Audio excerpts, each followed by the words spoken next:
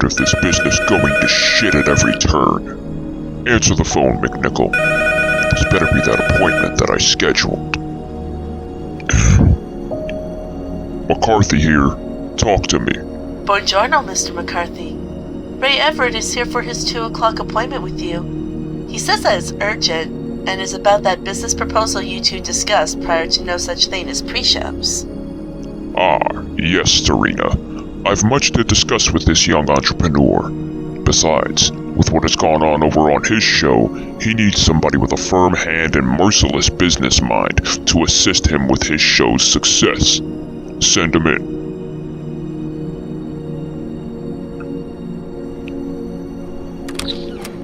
Well, hello, Mr. Everett. I trust the travel here was very much enjoyable and easy for you.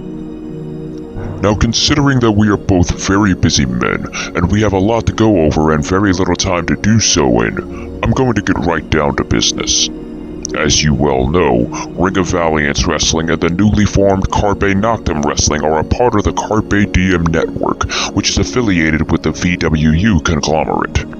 Now, judging by my son's affiliation with the VWU, and more recently with your promotion Forever a Nation, it is very much clear that this industry is firmly on the rise, as well as some of the talent that has been coming up within the ranks of all the promotions within it. I have to be honest with you though, Ray. I know you're heavily influenced all around by the movement. You wouldn't have named your show Forever a Nation if that wasn't the case. However, we are in an era of professional wrestling where we must find our own identities and not try so hard to be like those who came before us. In terms of storytelling, in terms of championship names, and in terms of how the show gets produced and ran. Clearly you were having a struggle with how FAN was ran, hence why you came to me to begin with, something that I am genuinely honored and humbled by, and I assure you that Forever a Nation will be ran smoothly with no troubles whatsoever. But you need to understand something quickly and swiftly, Mr. Everett. There cannot and will not be any acceptance of trouble and hassle with your show coming onto this network, and frankly, it starts with that J-Rock gentleman that you had entering your locker rooms and offices recently like he runs the place. He clearly does not understand how a business is ran, nor does he want an issue with somebody like me, or somebody like you for that matter. So as of now, he is no longer welcomed in Forever a Nation and is fired from the program all around, and anyone who shares his ideology shall meet that same fate. I worry not about how long you've known him, but rather about the negative effect he will have on your show if you keep him around. I will not allow you to be taken advantage of anymore by anybody. Especially not a peon and a plebeian, the likes of somebody with a street rat name like J-Rock. Forever a Nation is your show under the Carpe Diem Network. Now that we are officially business partners, I also want to inform you that you're also, as of now, a part of the CDN Board of Directors, or as the boys and girls in the back like to call us, the Chain of Command, or even the Establishment if you want to be technical. Being a member of the Chain of Command comes with great power, and with great power comes great responsibility. That we will go over in due time. For now though, I, Damon McCarthy, formally welcome you and Forever a Nation to the Carpe Diem Network. I expect big things and no troubles out of you. And one last thing, Ray Everett. Be ready for a big tornado to hit hard, for it will turn your whole world upside down. But with you under my wing, you'll be able to handle it.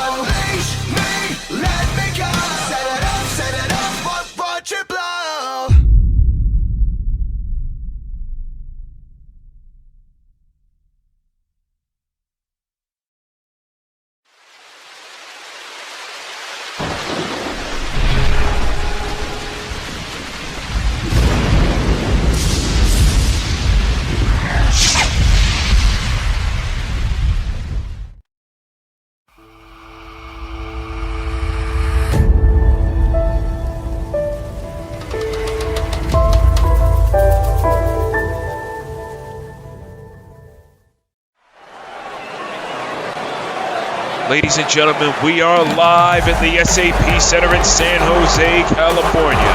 My name is Ryan Stone, the host with the most, and we are here for live event number 27 here in the SAP Center, and we're going to kick things off with some She-Wolves action. But not just any normal She-Wolves action. This is the first of 4 She-Wolves Money in the Bank qualifying matches, and here comes one of the newest signees to ROVW. This here is Maddie Sabin. She's definitely got a lot of spunk to her. She's got a lot of confidence, it seems. And I have a very funny feeling we're going to see some great things out of this young lady. Hell, she could qualify for Money in the Bank for a shot at any championship that she wants. That would be a hell of a way to make a debut. She's got a lot of confidence, and obviously we all know that this woman is the younger sister of one Damien Shelley. Damn neckos are everywhere, they're like growing on trees. Nevertheless, Maddie Sabin looking to make a huge impact. Just gonna have to wait and see who her opponent is here, qualifying for Money in the Bank. Oh no, Maddie is in trouble here. Maddie is in trouble here early on already, and the match hasn't even started yet, because here comes her opponent. 6'2", 210 pounds. Straight out of Warsaw, Poland. Now residing in Newark, New Jersey. Here comes Olga Markowski, the enforcer of the banned bloodline. And you have to wonder where Olga's head is, considering that her husband, Brandon, and her ex-husband, Vergil, are challenging the Brothers of Destiny for the tag titles later tonight. I don't think it's bothering Olga too much, though. She looks real focused. Olga's been a part of this company since the very beginning, and she's been longing to win a championship here. All she's got to do is win the Money in the Bank match, or win this qualifier and win the Money in the Bank match, and she could be one step closer to becoming a champion. Look at her, absolutely focused, absolutely intense. The physique on Olga is absolutely incredible. I've called most of this woman's matches. I've shared locker rooms with this woman. Aren't many people like her in this business. Referee Andrew Cortez starting this one off for the refs tonight. And oh boy, Maddie talking trash and gets flung across the ring. Oh my God. The power of Olga. Maddie is going to have a tough time here. Yeah, Olga telling Maddie, this is what you signed up for, so if I were you, I would stay down. Oh God, ground and pound by Olga, pummeling Maddie Sabin. Wife of Johnny Sabin, who's going to be going against Serpico on episode 18. Olga Markowski has been a dominant force in ROVW for a real long time now. It's a shame that she hasn't gotten a championship match up to this point, but tonight could be the night that she gets one step closer to that chance. Maddie with a couple of kicks, Olga turning her around in the corner with a chop. Hit that 2, and oh, Maddie firing back with one of her own after the 3rd. Seems to be a very proficient striker, but Olga damn near taking her head off with that lariat. Now back to the ground and pound, that MMA background coming into play for Markowski.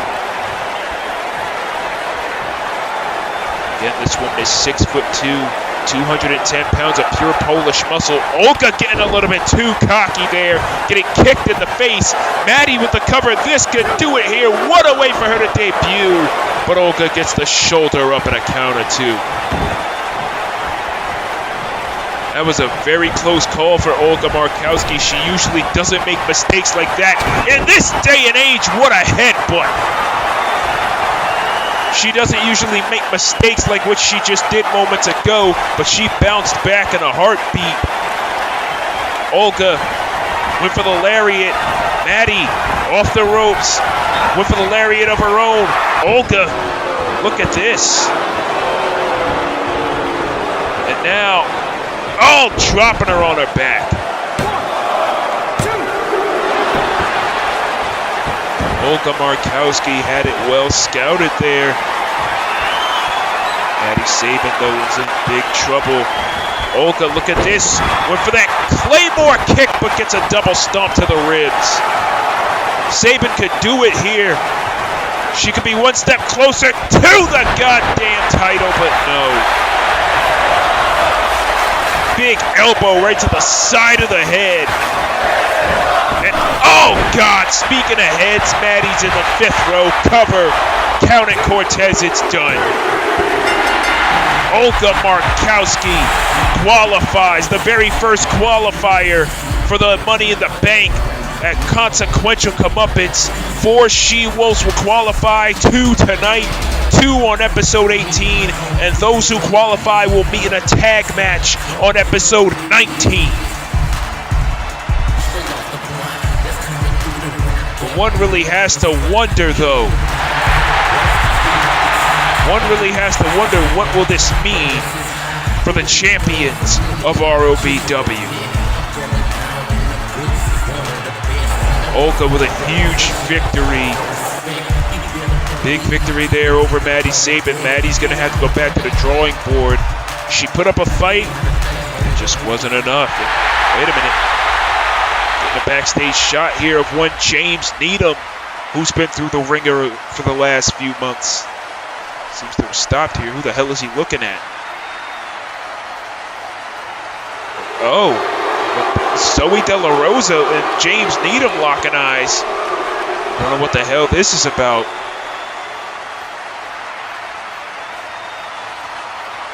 Zoe giving Needham somewhat of a very interesting look. They didn't even say one word.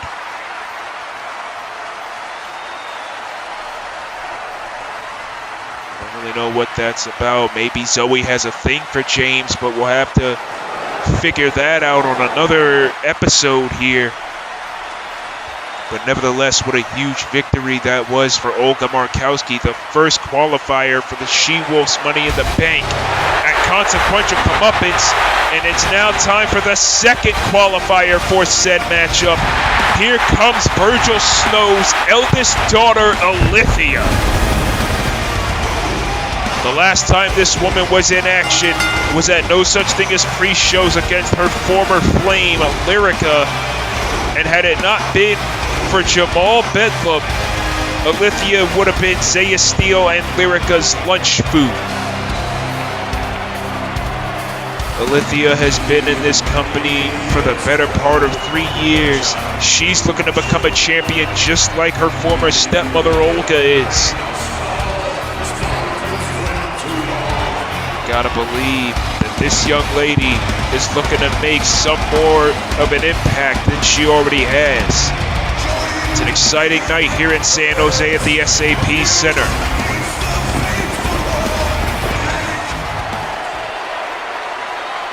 This crowd here in San Jose.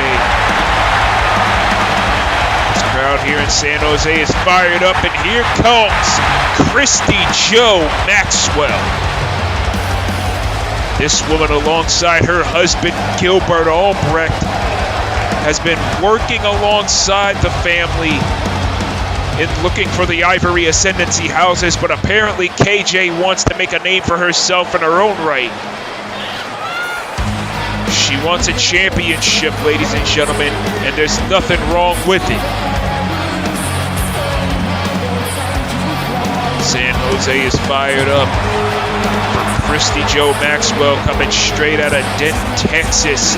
That's Von Erich country. That wolf tattoo on the side of her head. Christy Joe This rocker girl personified, no question about it. Last time KJ was in action was in that triple threat #1 contenders match for the She-Wolves title on She-Wolves Underground 3 with LaShawna Jeffries and Cassidy Fournier. This time around, she's capable and possibly going to be able to qualify for Money in the Bank. This one's underway. Cortez reffing again. He's still pretty fresh. Ilithyia gets a knee right to the face. Modified Shining Wizard. Gotta think that Christy Joe helping her husband's family out and putting Gunnar Casey to rest. That's gonna do a hell of a lot of favors for Lorelei, no question about it. Oh, Shining Wizard. And a fun fact as well, wait a minute, cover here. 1, 2, and no. A real fun fact here, Christy Joe's sister, Sydney, is actually dating Gilbert's cousin, Salem. Drop kick right to the knee. Gotta believe that Sydney is also gonna have a helping hand. Enziguri there by Ilithyia. Over the last few years, I feel like Ilithyia Snow has greatly improved her in-ring abilities. Look at this. Oh, Cobra Clutch Slam by the eldest Snow daughter. She's gotten real confident in her abilities over the last little while now. Oh, the Enziguri again. KJ blocked it. Oh, look at this. Head scissors. Head scissors by Christy Joe. She goes up to the top. What is this? Death from above. No. Oh! Taking a shot at Zaya Steele with that one. That was one hell of an elbow. Oh, stunning her on the damn ropes. Down goes KJ. And look at this. Oh! Double stomp to the outside. Christy Joe may have broken ribs. Unbelievable.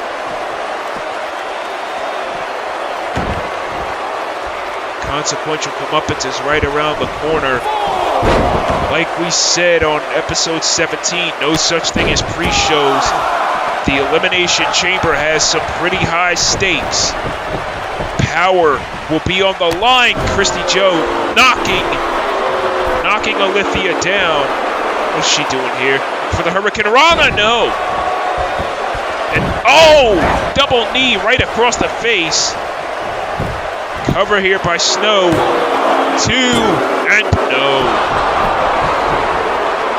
Gotta believe that with everything that's gonna be on the line at Consequential Comeuppance, KJ gets dropped on her face. Gotta wonder if all the participants currently in the chamber are gonna be facing a bit of roadblocks. Damon McCarthy specifically said that if Eric DeVille, big ending there by Ilithyia cover. We'll get back to Eric in just a second. No. Mr. McCarthy specifically said that if Eric DeVille does not re-sign with ROVW by the end of episode 20, then he's going to be wished well in his future endeavors. Oh, what a drop kick. Eric DeVille is one of the brightest young talents in the industry. But I think with a lot of the industry politics that are still commonplace to this day, I don't think Eric realizes just how naive he's been. Ilithyia has her up on the shoulders. Oh!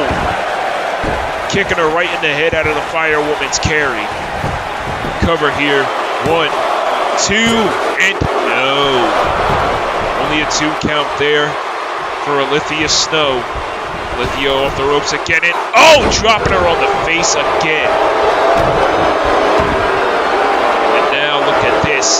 Cattle mutilation. Cattle mutilation by Ilithyia Snow.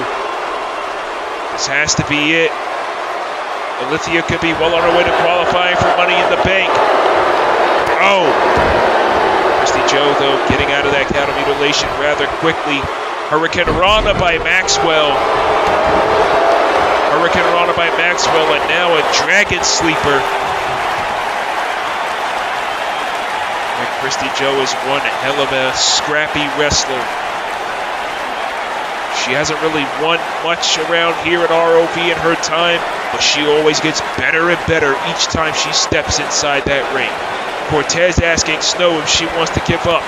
She gets out of the Dragon Sleeper there. Just so excited for everything that's to come. I can only imagine what's going to happen at Consequential Comeuppance. Famous are there by Snow. 1, 2, and no. Consequential Comeuppance is a few weeks away, and you really have to wonder how big and how far are these guys and girls going to go to achieve glory. Look at this back suplex. Christy Joe landing on the back of her neck. Oh my God. It was a nasty spill there from Maxwell. Oh, big counter there with the knee. Punch to the face. Oh, and look at this, looking for the hog tie. She's looking for the hog tie, but oh, Ilithia's height coming into play, her long legs causing her foot to hit the ropes. Christy Joe cannot be happy about that. Great ring awareness by Snow, but now she's locked in another Dragon Sleeper. Oh, man. That for a Harley race-like knee. Christy Joe socking her with a nasty forearm, went for the drop kick. And oh, what a neck breaker there. And Snow going up to the top. We don't see her do this too often. Oh, hello! Ilithyia with a flipping drop kick, taking down Christy Joe. Unbelievable by Ilithyia coming into her own as a wrestler, not following in her father's footsteps, especially considering his affiliation with Randall Taggart now, as if Brandon Cuevas wasn't enough. Snow now on the top turnbuckle. Look at this, went for the double stomp again. Ilithyia missing. Christy Joe, oh! Caught her with a standing Spanish fly. The referee got caught up in the mix. Cortez is down, he may be hurt. Look at this now. Oh, the unprettier. Unprettier there by Ilithyia. Andrew Cortez back on his feet. And an impaler DDT. KJ is out. Wise move, hooking the inside leg. And this one is over. What a victory here for Ilithyia Snow. And I'm being told that the next two qualifying matches will be Athena Riley and Harper Walton. And Triss Riley going to be in a qualifying match as well on episode 18, but we don't even know who her opponent is. That's going to be an interesting development to see. Ilithyia with a huge victory going into Consequential Comeuppance, qualifying for Money in the Bank. What the hell? Honey C, that bitch. That disgusting bitch, Honey C, attacking Ilithyia with a damn baseball bat. Get in there and do something, Andrew. Ilithyia trying to fight back, and now, look at this. Oh, patella brainbuster. This is absolutely unnecessary, come on. Yeah, Lyrica must have sent her out here. Lyrica must have sent this bitch out here to finish the damn job from no such thing as pre-shows. Oh, now look at this. Honeypot driver onto the bat. Come on. Goddamn Mutiny Mafia sluts are on fucking trees. Coming out of nowhere, attacking people every which goddamn way. Unbelievable. Ilithyia being helped to the back. Honey C acting like she's accomplished something in her miserable life. That's why your music career failed, you bitch, and that's what you get. Shantae coming out of nowhere with the bat now. The ROV part owner coming out of nowhere with a baseball bat. Absolutely unnecessary assault. Shantae has had enough of Honey C shit for years and now just pounding away at this bitch's forehead. Bust her open, rip her eye out, snatch out her fake ass lace front. Now you see Jeremy Ferguson in there, Cortez helping Ilithyia Snow to the back. Shantae has had enough of Honey C's shit for years and a spine buster. And remember, Shantae Sparks is going to be facing off against Safira Mendez for her share of ROVW part ownership. That's going to happen at Consequential Comeuppance. Leg trap suplex into the corner. 630 senton by Shantae. Shantae has had enough. Now that right there is how a part owner is supposed to behave. That right there is how a part owner gets things done. And wait a minute, what the hell? Speaking of the goddamn she-devil herself, there's Safira Mendez. Shantae doesn't realize it. Mendez has the baseball bat, oh my god. Across the head of Sparks. What the hell? This is the third goddamn sneak attack in as many months. Unbelievable. Power slam by Mendez. Safira's had enough of Shantae. This has been boiling over for years. Suicide dive, but Shantae moves out of the way. Oh, Shantae's looking for it. Oh, what a cutter. Shantae with a deadly cutter right there on the outside on the padded concrete. Safira is out of it. Shantae not going to take too much more of Safira's mess either. Look at this. Leg trap suplex again into the corner. Shantae has Safira in the drop zone. 630 senton. Shantae Sparks and Safira Mendez are going to go at it one-on-one for the ROVW part ownership that Shantae currently possesses. And I'm being told on episode 19, Ilithyia and Shantae will do battle against Lyrica and Honey C, which means Ilithyia is going to have to pull double duty. Ladies and gentlemen, in just a few short moments, we're going to be hearing from Tom Doyle. Do not go anywhere. We'll be right back.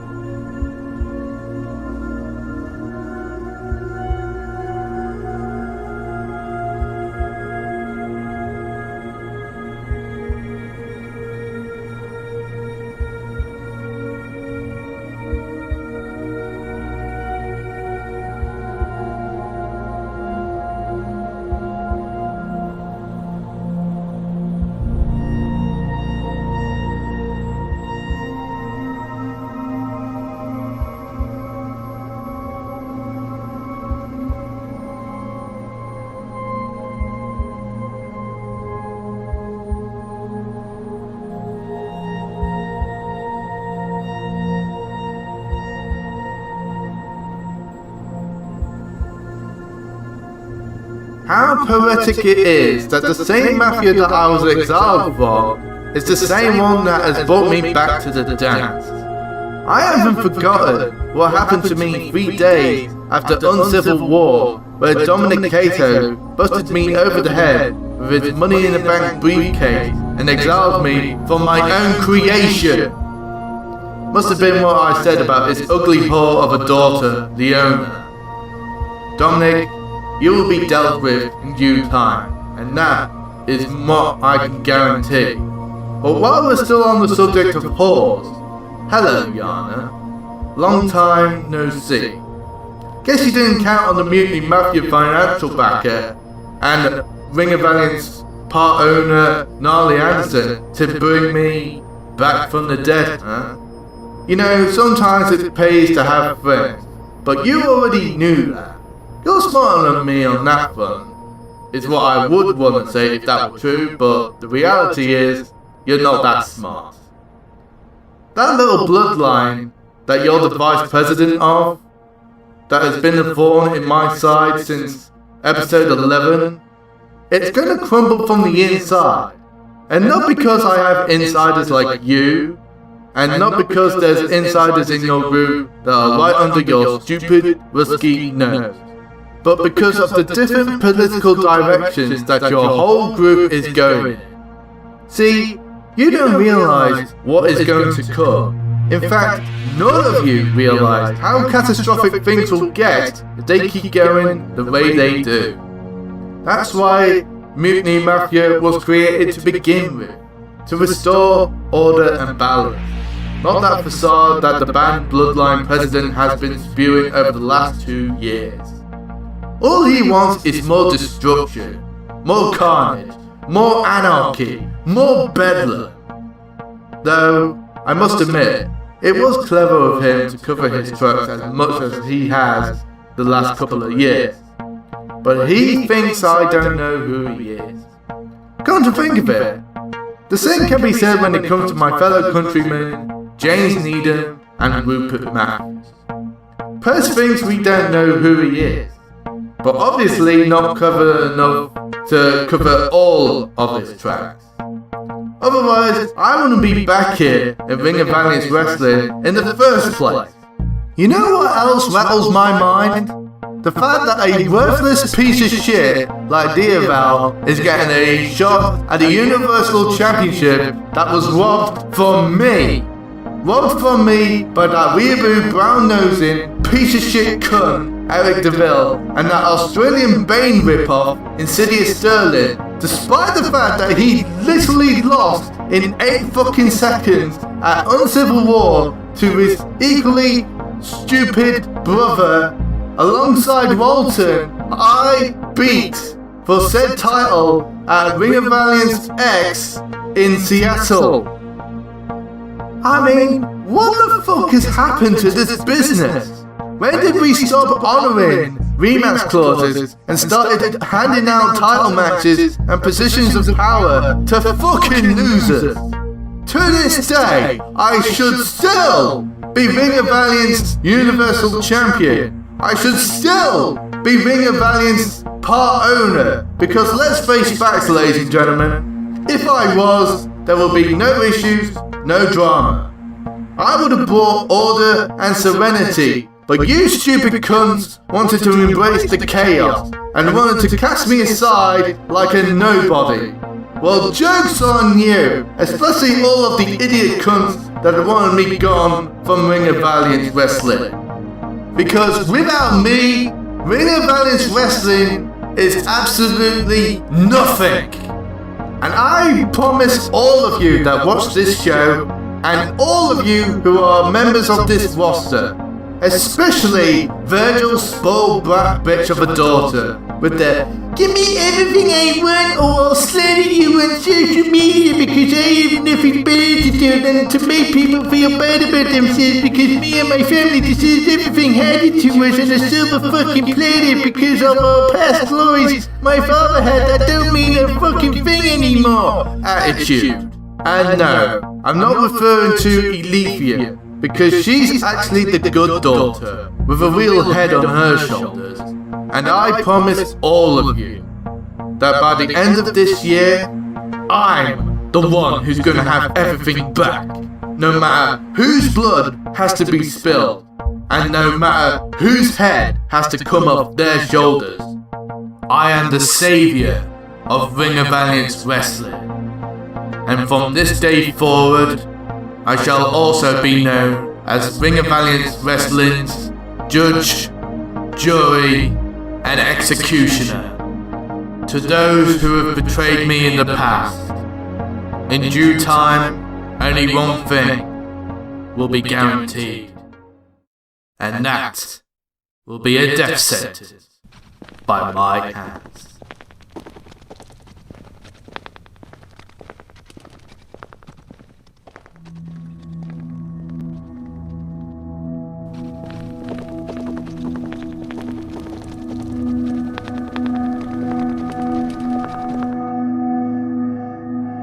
He really thinks that we're not clever enough to cover our tracks, when he and the rest of the inept fools don't realize we've been covering tracks that don't exist yet for years now.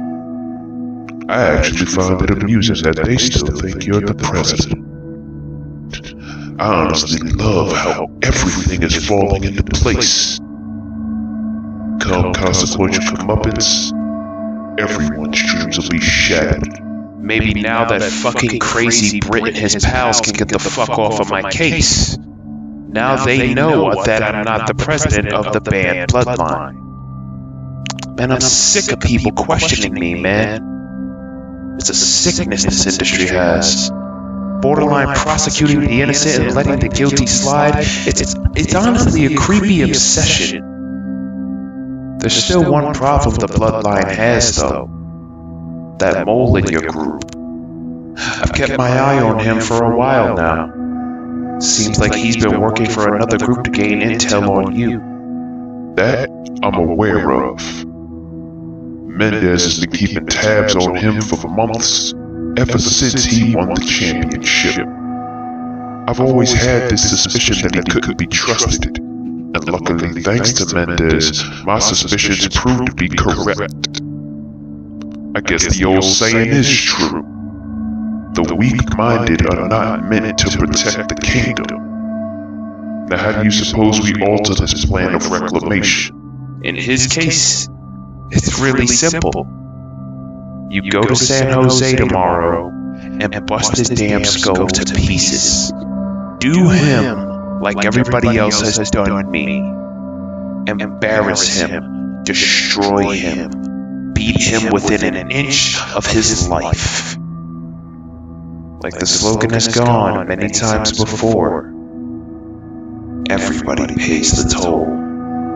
And once everybody realizes how easy this take-back is going to be for us, it'll be like taking candy from an insolent child.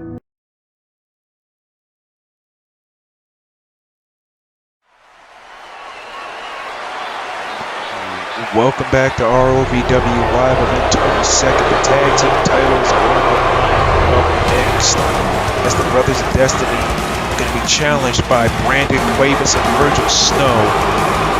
And you basically heard what Tom Doyle said there. He's looking to exact revenge on any and everybody that has ever done wrong by him since he got fired and before he got fired. Arlie Anderson, the crafty son of a bitch that he is, he might have given me my job back behind the desk here, but he also in turn brought Tom Doyle back.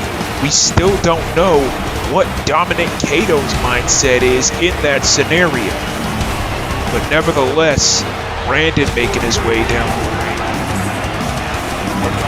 Quite honestly, circling back to that little talk that apparently the president of the band Bloodline and Deshaun Walton both had. I don't know how the hell Walton's even allowed on this program, considering that he's banned. But I guess people can get off of his case now, considering that it's basically confirmed he's not the president of the band Bloodline like everyone tries to make him out to be. But the question is, who is? Brandon Cuevas. Last episode, no such thing as pre-shows. He got a victory over Jaheim Shaw and then beat the ever-living hell out of Eli Robledo. And then at the end of no such thing as pre-shows, much like at the end of episode 16, this man aligned himself with Randall Taggart and Brandon Cuevas.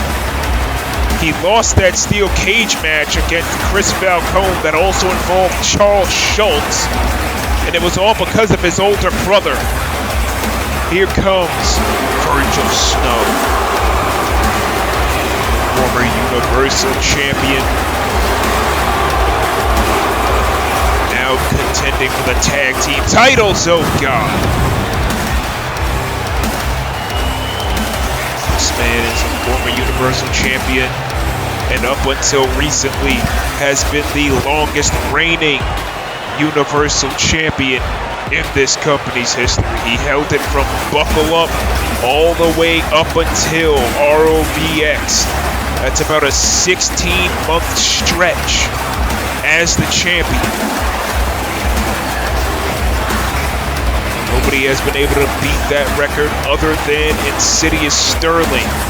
Sterling won that championship back at ROV LiveX in 2021, September 5th.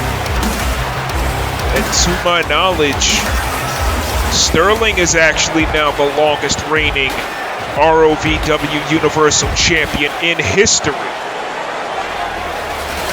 Yeah, he's held that title all the way up until present time, but he's going to be defending that championship against Diabol, the road captain of the band Bloodline, on episode 18. Yeah, that's going to be taking place in Indianapolis, Indiana, the hometown of Cody Hagen, who's going to be competing in the main event of that episode. And remember, Vergil is going to be sharing the Elimination Chamber with Cody at Consequential Comeuppance in a few short weeks. And the winner of that chamber is going to be receiving ROVW part ownership as Prez, Eric DeVille, and Cody Hagen defend their ROVW part ownership shares. And as the Brothers of Destiny make their way out to the ring, I'm actually being told in my headset, as we wait for the BOD, they'll come now. I'm being told in my headset, oh man, that's big news, Mr. McCarthy. I'm being told in my headset, I'll let them know. Here come the BOD, Brothers of Destiny, the tag champions. I'm being told in my headset that on episode 18, Prez has handpicked an opponent for Eric on episode 18 in the middle of the show, where if Eric loses, Eric's part ownership will go to Prez and he is out of the Elimination Chamber. That is quite an announcement. If Eric loses on episode 18, he's out of the chamber and his part ownership goes to Prez. Anyways, more on that later. The Brothers of Destiny making their way to the ring. They've had 2 successful title defenses since they won the titles back at LiveX. These 2 men are the longest reigning tag champions, the first ever ROVW tag champions in the company's history. They have held their own, have kept up their pace, but I think tonight they may be biting off more than they can chew, and you can see Brandon and Vergil strategizing on the outside there. Sean Walton, as we know, is banned from ROVW, but I still don't get why he was at the academy with the president of the band Bloodline. And Brandon was told by management earlier on in the year that he would not be allowed to challenge for a championship until Emily McCarthy was returned safe and sound, but Gnarly Anderson overturned that decision on his first night as ROVW part owner after Tom Jerkin left. You see these 2 men, both of whom stand nearly 7 foot tall.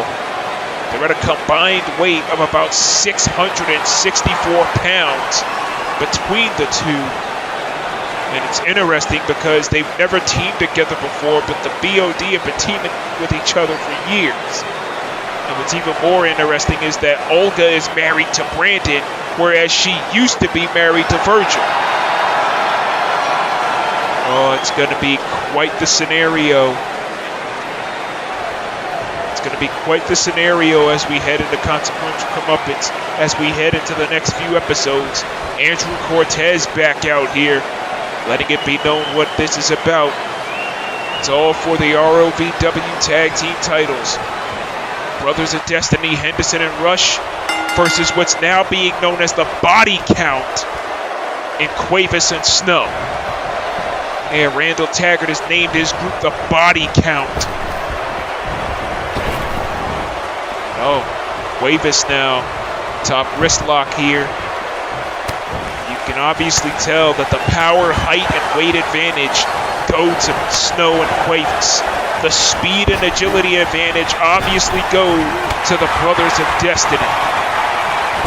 These two men have held these tag team titles since Live X on a low lariat by Brandon.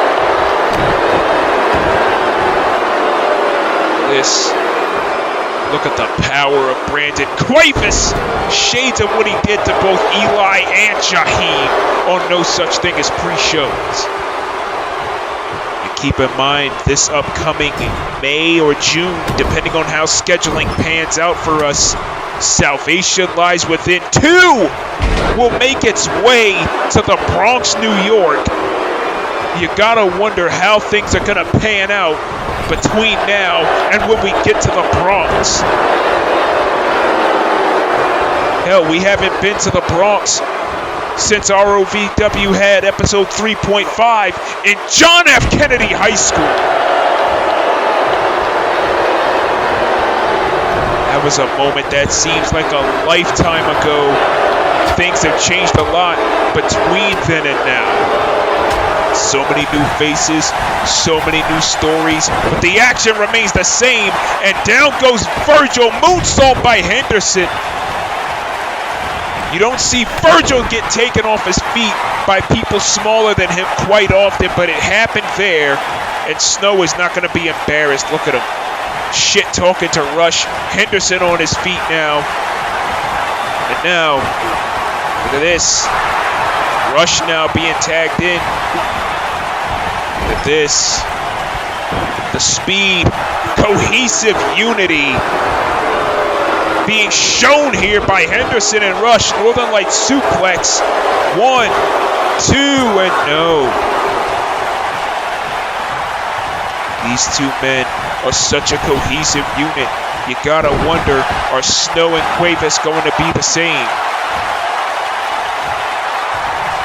You know what I find funny as well is that another one of Vergil's wives, or ex-wives rather, wait a minute, big drop kick in the corner by Rush.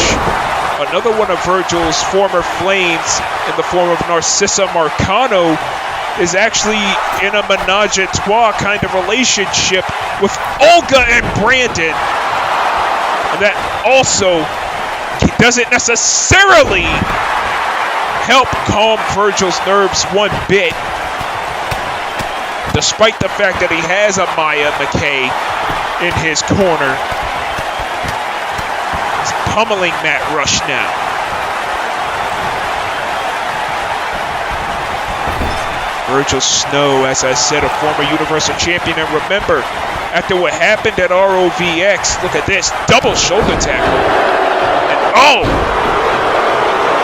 Remember, at ROVX, Vergil was the Universal Champion, and he speared the hell out of Olga, and Brandon came in to try to put an end to things before he got black iced. And now look at this. Oh! Atomic drop into the big boot.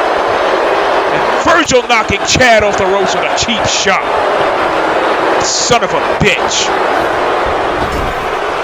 The body count, very calculating here. Look at this. Oh, look at this. Look at this.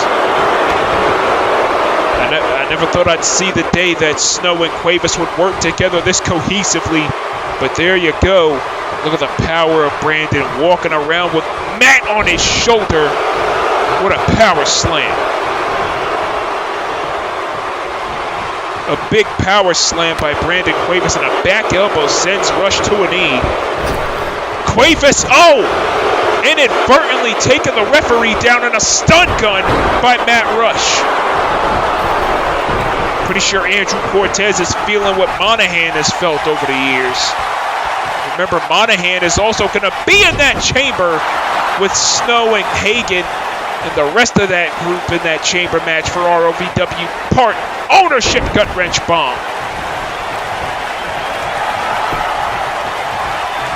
This has got to be somewhat of a bittersweet moment for Olga to watch.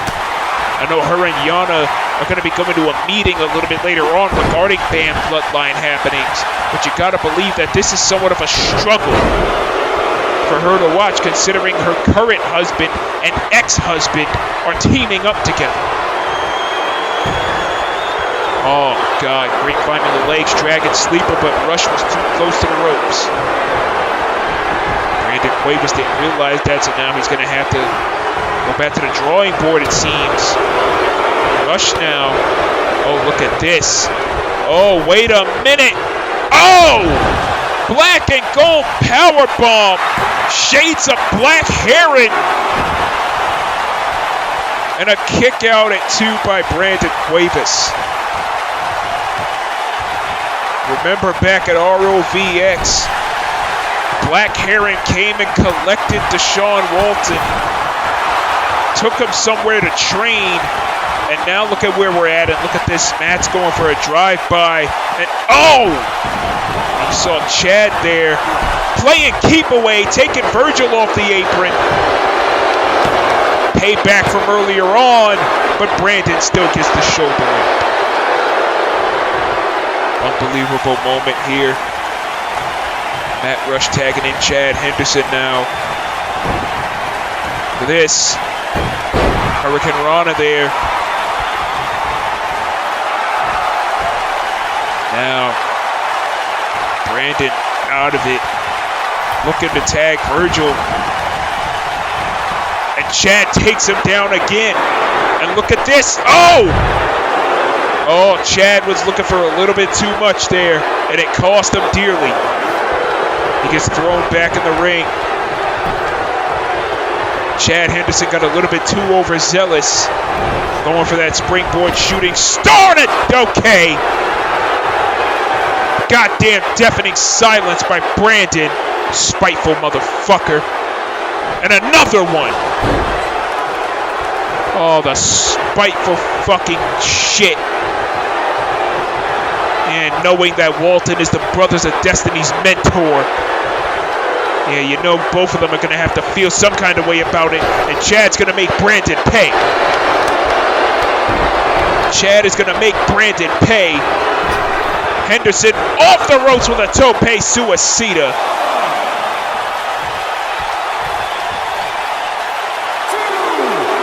Tope suicida. And now, Henderson going up to the top here. Look at this. Went for the elbow, but Brandon moved out of the way and takes Rush off the apron. And he throws Chad out of the ring. Again, both of these men, Snow and Cuevas, both stand at about 6'9", 6'10" tall. I think Vergil is the heavier of the two, weighing in at approximately 320 pounds. Brandon, gut-wrench bomb on the floor. Yeah, Brandon at one time was in a company known as COH. And they honestly treated him as if he were a pushover. Brandon putting Chad back in the ring. Referee's counter stop. This match is going to continue. Not the COH that Twisted Merc and Sean Nova were a part of recently. It's a different kind of COH, but that's another story. Atomic dropping a big boot, busting Chad Henderson open. You know, I can't remember a time in ROVW where the Brothers of Destiny have not gone a single match without bleeding. Springboard senton drop kick, although he landed on Chad as well, did Matt Rush. But he was getting in there to help his buddy, and there's absolutely nothing wrong with that. Referee is going to have to... Oh, big moonsault. Referee is going to have to get Rush out of there. Went for the elbow. And Vergil knocking Matt off the apron, and a spear to Henderson. Yeah, the BOD is trying everything they can to put the body count away.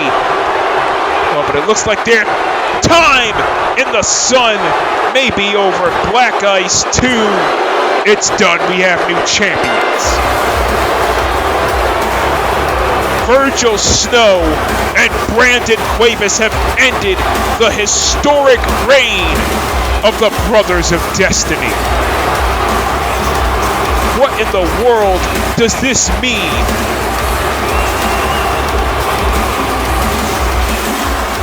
Brandon Cuevas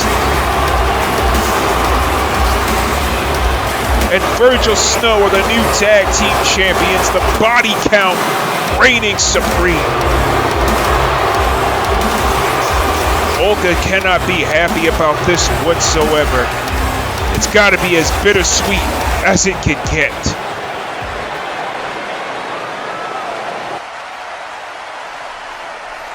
What the hell is your problem, Sapphire? Do you not realize that what you did almost ruined the fucking plan? What is wrong with you? What do you mean that I'm going to ruin the plan? Your two-faced husband just won the fucking tag titles with the same man who wants this place destroyed. You're basically sleeping with the enemy. Don't you dare call my husband two-faced, you rat-faced punk. I'll wring your damn neck and send you to hell with your dad before Shantae gets the chance. Then go ahead and fucking do it, you oversized, shaven Chewbacca-looking ape. You're so big and bad, then go ahead and fucking do it. That's what the fuck I thought, bitch. Because you're so much of a fucking pussy that you can't even stand up to your own husband and your ex-husband that he's all of a sudden best friends with. Yeah, you were talking all that good shit a second ago. Now look at you. Go ahead. Say something else, you little dust mop rat. I'll fucking kill you. I was just playing. Relax. Let me go. I can't breathe. I'm coming, Elizabeth. I see Tupac. What the hell are you two doing? Olga, put her down now. I don't care how this started. Both of you need to fucking control yourselves. Now stop this shit and put her down.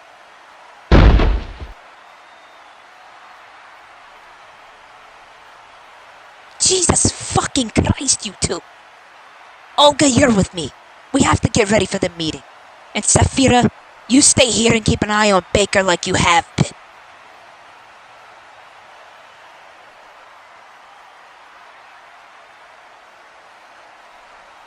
You better be glad that the Vice President saved your ass, Prospect. But don't think for a second that I'm going to forget this. You just beat Shantae at Consequential Comeuppance, and we're even.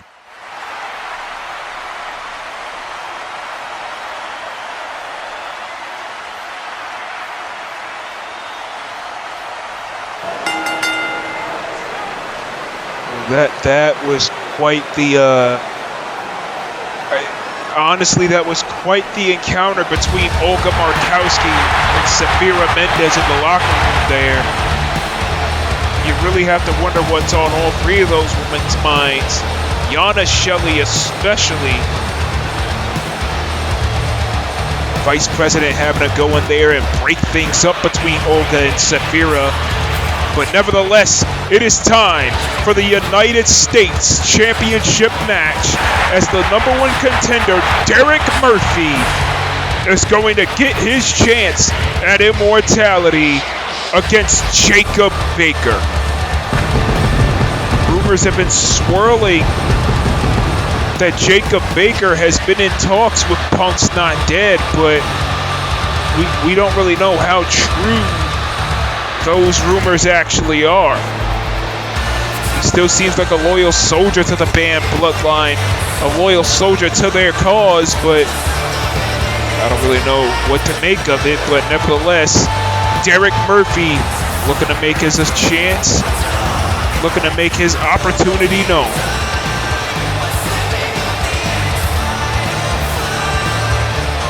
This man won that 8-man #1 Contenders Battle Royal at No Such Thing as Pre-Shows, and he's looking to get that title here tonight in San Jose, California. 18,000 strong here in the SAP Center. Gotta believe, though,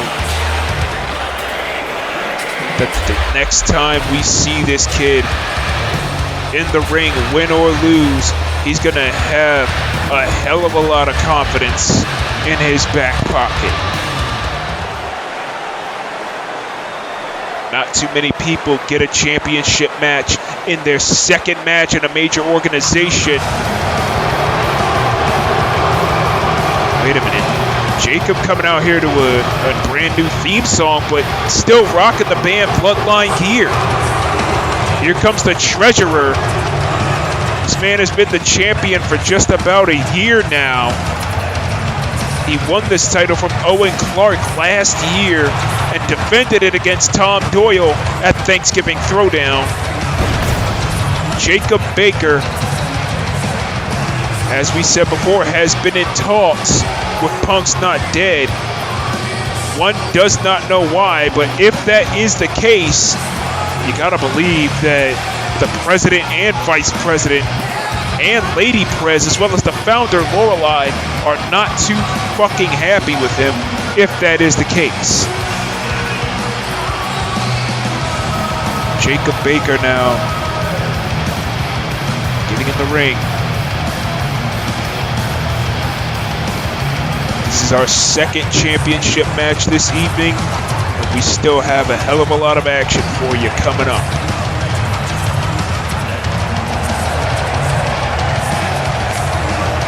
The band Bloodline has been a part of Ring of Valiance Wrestling since episode 11, as Tom Doyle said. He says the Bloodline has been a thorn in his side since episode 11. You really have to wonder though.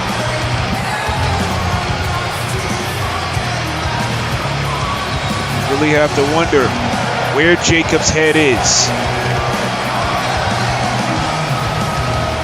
For his sake, it better be on defending that U.S. title and staying in the band Bloodline.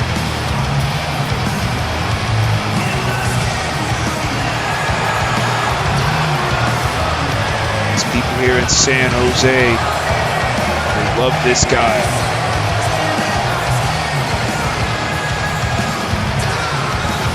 I see Jacob's face here. He kind of has a look on his face that says he apparently knows something that we don't. It was because of Yana Shelley that this man beat Tom Doyle at Thanksgiving Throwdown for the U.S. Championship.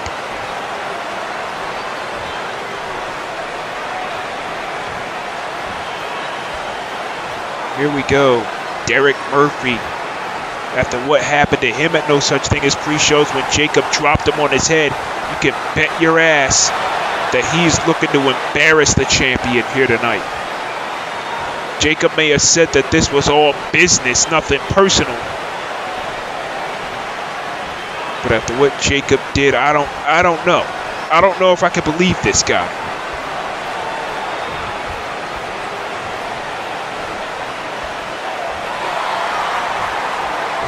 See an almost conflicted look on his face.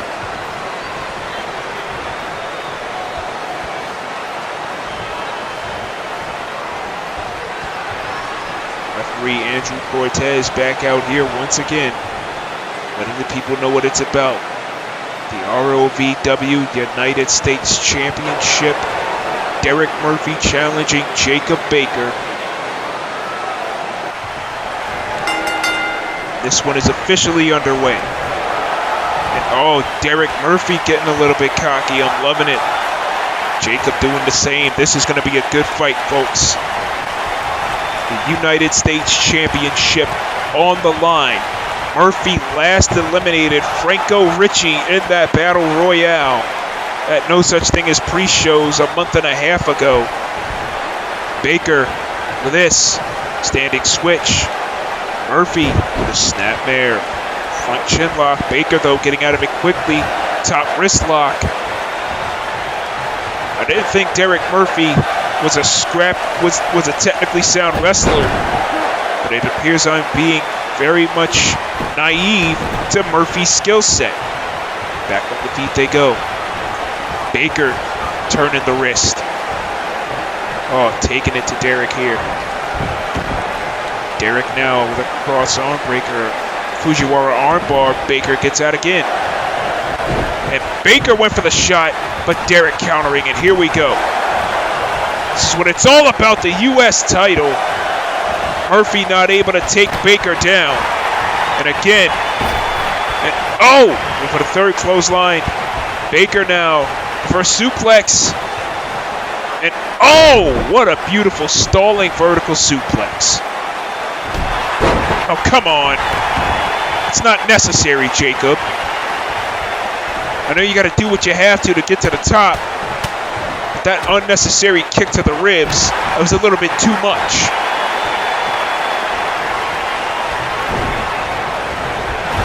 Derick Murphy is a young kid on the rise, looking to make a name for himself. He did it at the expense of Franco Ritchie. He's doing it at the expense of Jacob Baker with a leg drop. Murphy looks like the kind of kid that'll throw caution to the wind if he has to. I mean, if that paint on his face is any indication, that shows he's capable of being dangerous. And Jacob taking too much time to taunt here, and this is what he gets, a German suplex, not paying attention. I haven't seen Jacob make this many mistakes ever.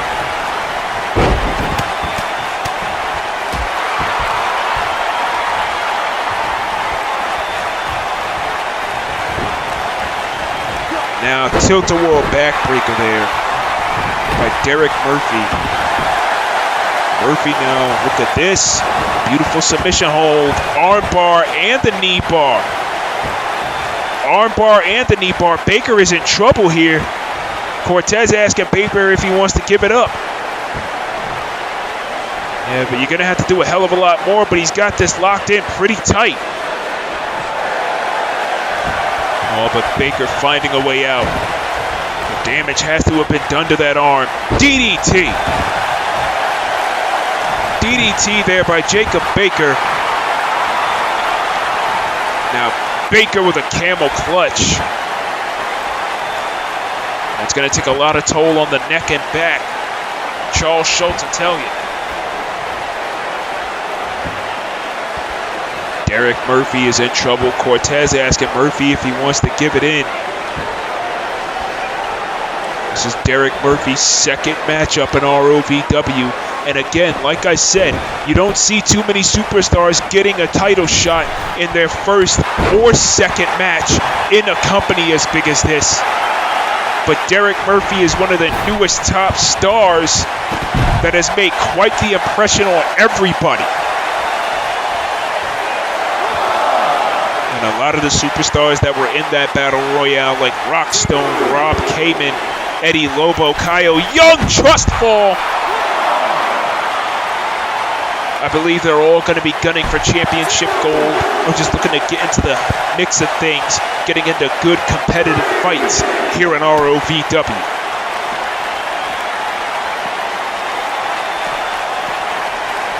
Oh man, thrown right into the post.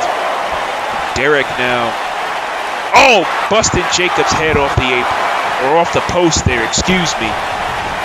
Derick wisely breaking the count. As referee Andrew Cortez was going to count 6, but he has to restart.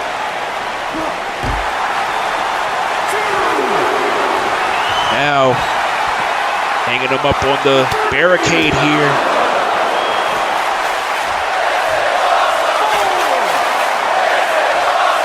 Oh, and look at this.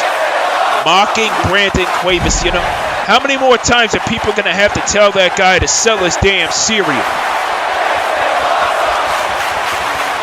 I've been in this business a long time, people. And let me tell you this now.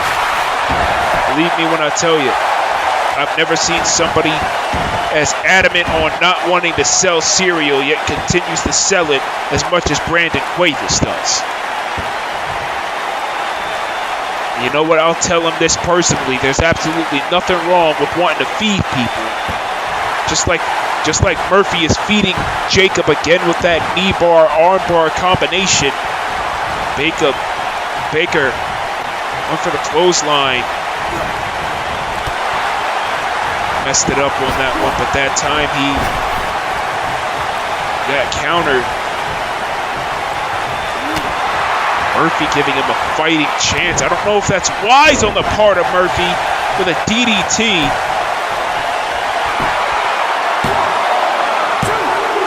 No, only a 2 count. I don't know if it's wise on the part of Murphy to give Baker a fighting chance, especially knowing the kind of situation that he's in.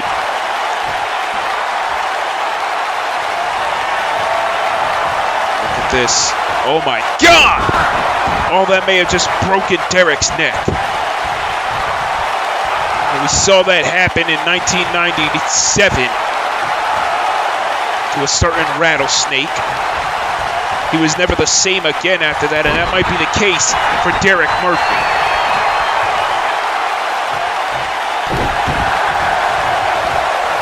You really have to believe, though, that a lot of the superstars... Look at this. Look at this. Jacob getting a little bit too big for his britches here. Gotta believe that most of the superstars here in ROVW are looking to make a name for themselves. A big cutter right there, like a twist of fate almost, by Derick Murphy. And look at this corkscrew moonsault, but Baker got the knees up. Jacob got the knees up in the nick of time. And now looking for that pile driver again, and he got him, and Derick is bleeding. Derick is bleeding, oh God. I believe he was bleeding in that battle royal too, and look at this. Jacob's gonna put him away. Reaper's debt, that's it.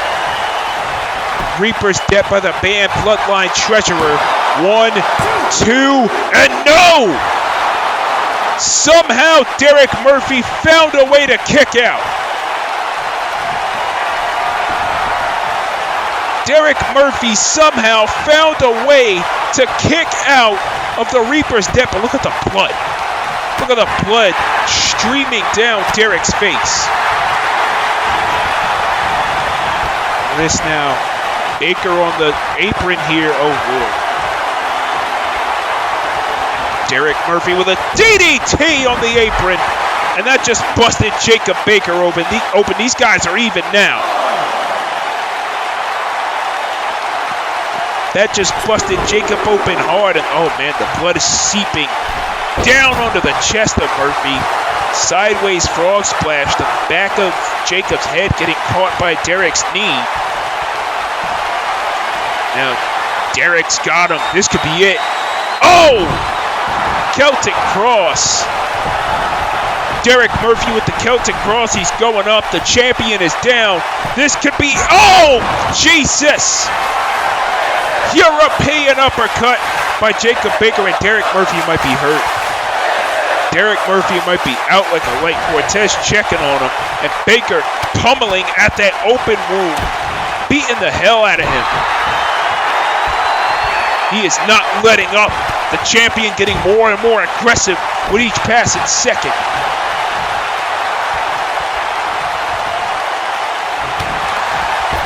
Now, Baker's got him again, and oh, God. That'll really take a toll on the larynx if you're not careful. And now a Boston Crab. Boston Crab. Derick Murphy is in serious trouble. He's got nowhere to go. Center of the ring. Oh, but wait a minute, he gets out. Derick Murphy gets out of that Boston Crab. Big kick in the corner. Gotta believe that the president of the band Bloodline is watching very closely, and you heard the vice president, Yana.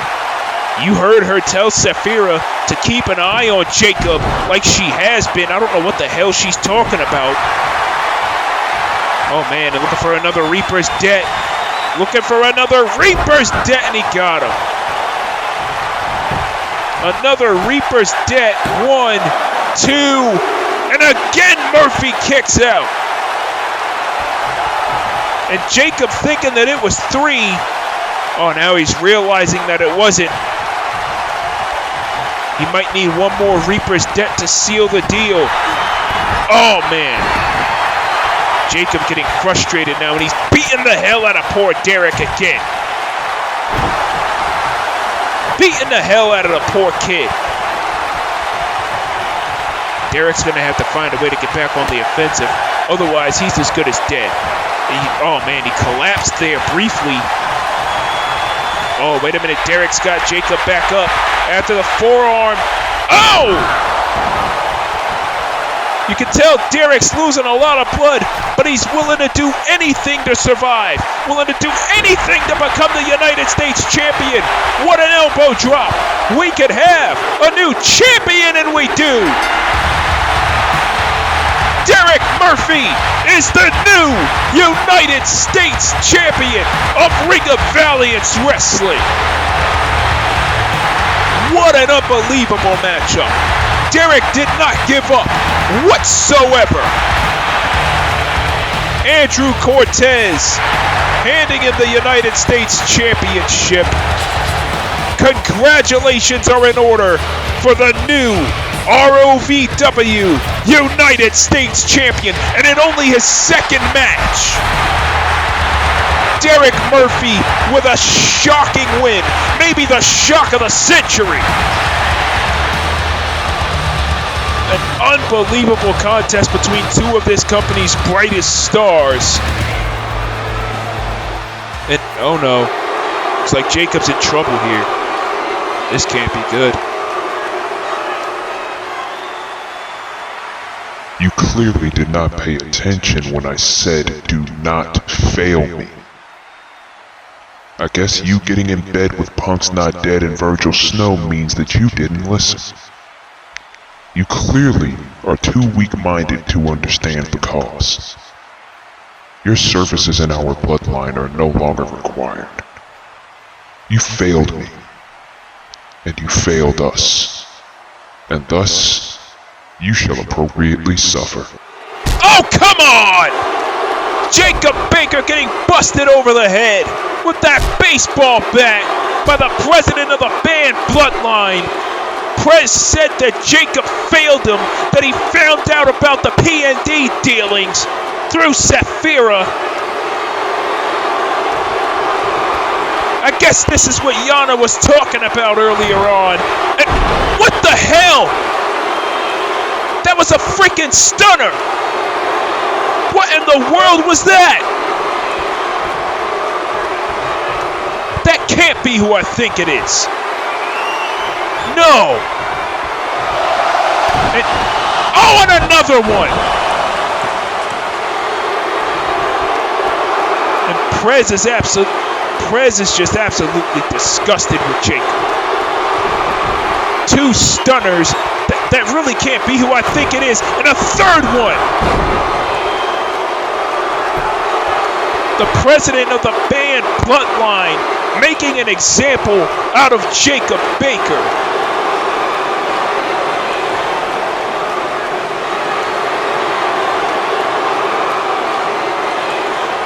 These fans here in San Jose are shocked at the revelation of Jacob working with P&D and the Prez. Oh, the Prez took off his cut. The Prez took off his vest. Jacob has been exiled from the band Bloodline. A shocking moment. And wait a minute! Oh my God, here comes Ryan Riley! Oh, Ryan's gotta be pissed. Not just at this sight, but the fact that Prez knocked his wife out at no such thing as pre-shows. And the president of the band Bloodline, whoever he may be, is not looking to deal with Ryan right this second. Yeah, he's getting the hell out of here. Jacob's struggling to get up. Ladies and gentlemen, in just a few short moments, we're going to be hearing from the #1 contender for the World Heavyweight title, Ilithyia Marcano. We'll be right back, and then we're going to go to commercial.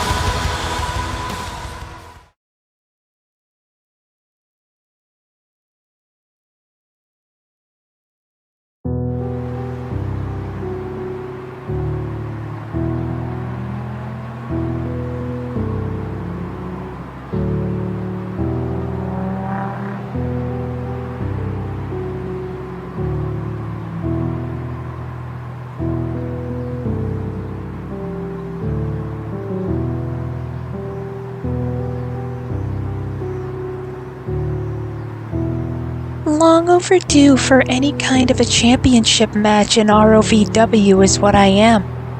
I've been a part of this company since 2017. You know, when I was still a part owner. And then my entire family situation was broken down for the whole world to sink their teeth into. Not to mention that the identity of my child's father is still up in the air after all this time. But I'm not here to talk about my former whorish glories. I'm not here to speak on the things involving Gunnar Casey just yet, and I'm not even here to speak on Aubrey and the World Heavyweight Championship or the company as a whole currently. I'm here to speak about me. Not Ilithyia the wrestler, but Ilithyia the person. See, most folks perceive and know me as the whore that came out on stage at Buckle Up with another man's semen dripping down my face. Most folks know me as the girl who couldn't keep her legs closed and didn't give a shit about her unborn son's safety when she competed against Penny Shaw while still pregnant. A lot of people, Jamal, Bedlam, and Vergil Snow especially, along with half of, if not all of the community, perceive me as nothing more than a glorified, emotionless, homie-hopping whore who has no self-respect. Well, to be very frank with all of you, that was me. In a past life, at least. See, once Buckle Up came and went, the first thing I did was go to a local church in Miami and I cried for the Lord to save me. Because I couldn't handle being the way that I was anymore. But those slutty urges just kept on crawling back. And I had hookup after hookup after hookup between Revival and 3 weeks prior to She-Wolf's Underground 3, and I just couldn't handle it anymore. I was disgusted with myself, and I still am to this day. Disgusted with what I had become, and still am to this day. You ever have that moment in life where you've been in complete denial of who you truly are in the eyes of the masses? That's been me for 4 years, maybe even longer. You ever have that moment when you feel like you have nothing left to offer the world and you're just ready to be with the Lord so He can purify and cleanse you? That's me in a nutshell. My son Solomon is in very good hands with Narcissa. Honestly, this world will be better off without me.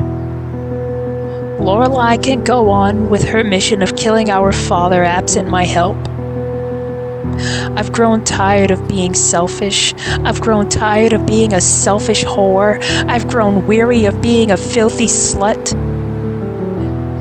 And unfortunately, I don't think that me winning the World Heavyweight Championship will cleanse my soul enough. I know most won't give a shit if I'm gone. Most won't care if I dropped off the face of the earth prior to Consequential Comeuppance. You never know, that might end up being the case once this show goes off the air. And even if Gunnar Casey himself appeared and killed me, I would welcome it. I'm at peace with what comes, win or lose. All of those years I spent in Amsterdam after breaking out of the asylum were some of the best and yet worst years of my life. Getting high on some of the finest marijuana, but being treated like dog shit all in the same breath. I don't fit in that kind of environment anymore. Then again, I don't fit in this one either. I've tried to better myself. For the sake of all the women on ROVW. But it's because of me that every last woman in the promotion from top to bottom is viewed as nothing more than a common nasty slut. Champions, challengers, and contenders alike, both past and present. So in order to right the wrongs I have brought upon this industry, if I make it there in time, if I make it there at all, I beg Aubrey to end me. at Consequential Comeuppance. Matter of fact, I beg people like Jamal, Vergil, Dominic, Natum, Charles, anybody to end me. Sacrifice me from this world so my soul can be at peace. Because I don't want to have to resort to doing it myself. I am Ilithyia, a woman in pain in more than one way. I am somebody who needs to be saved, not from death, but rather from life. Because this life does not need me, nor do I need it. Not anymore.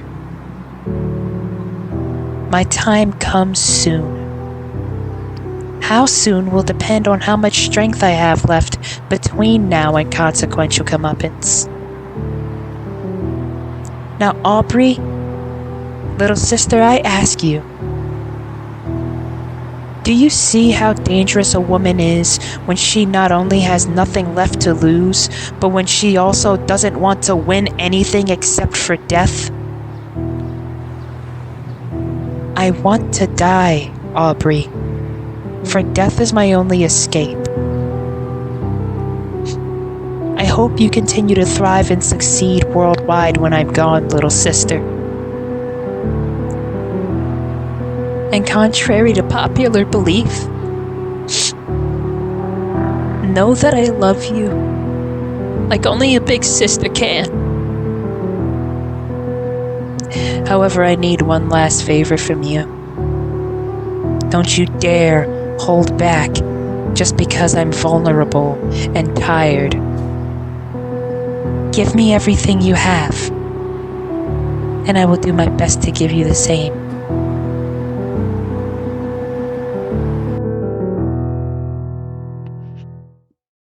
That was quite the emotional speech there from Ilithyia Marcano. But we will be right back with the rest of the matches for ROVW Live Event 27 as we go to commercial break.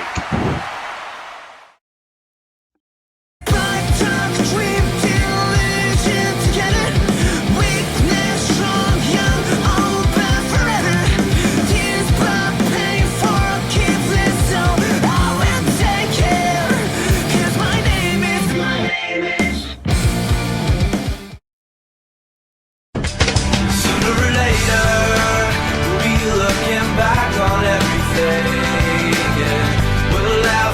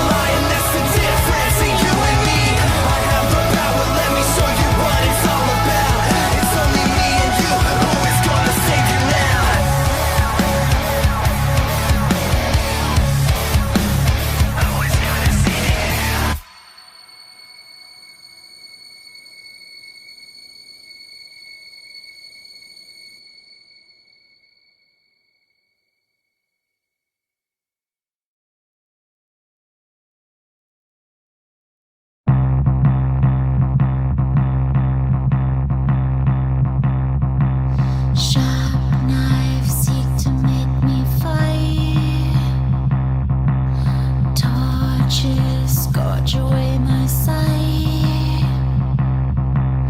Dark waves try to pull me back. Wildfires turn it all to ash. I can feel the wind start to shift. Closer to the edge of the cliff.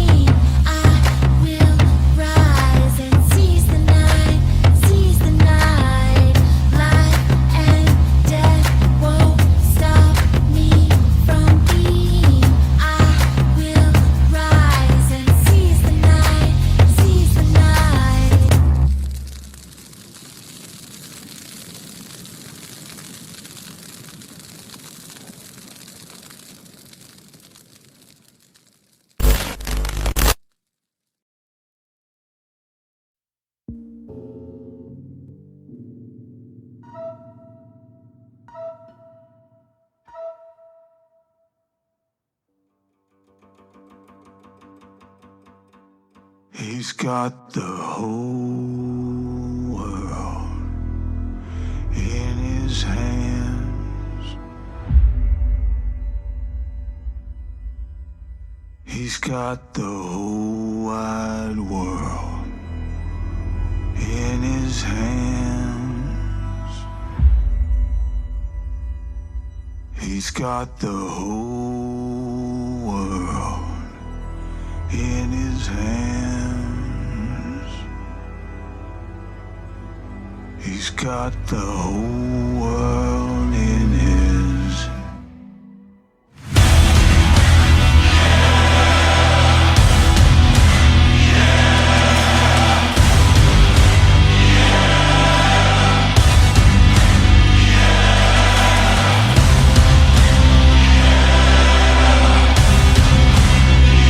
He's got the whole world in his hands.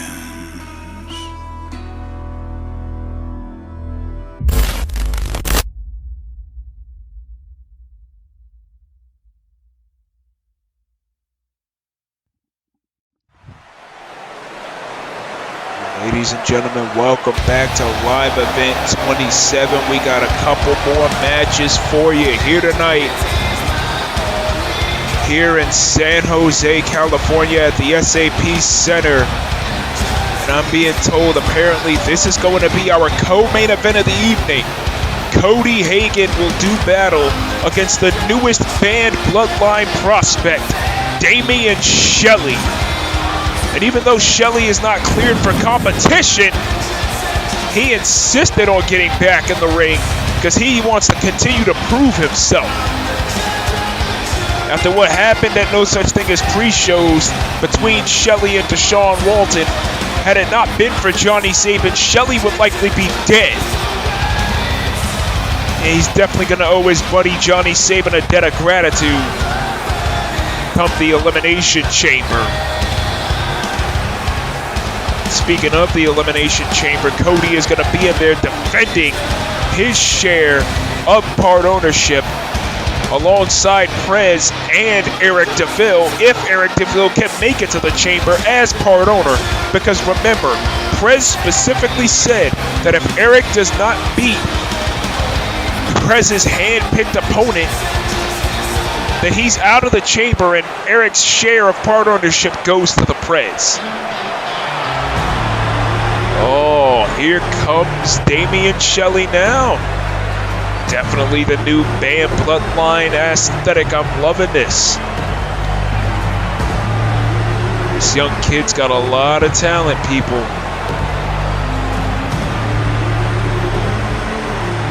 Here he comes.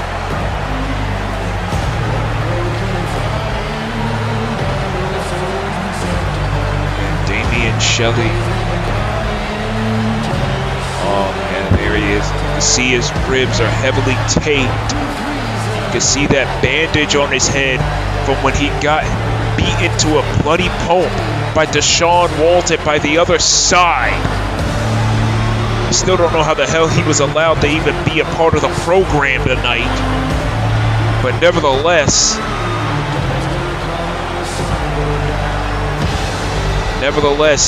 Damien Shelley making his way to the ring, looking to make himself even more well known at the expense of another former world heavyweight champion in Cody Hagen. Yeah, look at him. He's feeling real confident, and he's looking like he's slowly coming into his own. I'm really liking this attitude out of Damien here tonight. Cody Hagen, Damien Shelley, San Jose is ready. So too am I. Andrew Cortez back out here again. Hagen versus Shelley. Here we go.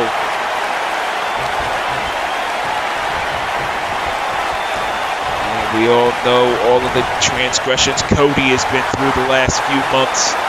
Remember back at Prestige, Lorelei beat the hell out of him. I guess that probably knocked some sense into him, hence why he's not part of the Mutiny Mafia anymore. Damien, this, standing switch. Hagen, oh! Clubbing blow right across the chest. They have got a couple of the ribs there too. You see again, like I said, Shelley's ribs are heavily taped. Big knee right to the face of Hagen. Shelley off the ropes, off the drop kick. Hagen dodges and it ends a Giri. For somebody that's 6'8", 285 pounds, Cody Hagen is very agile. I know I give him a lot of shit for his shenanigans, but Hagen is a very agile and a very capable competitor. A lot of people don't give him enough credit.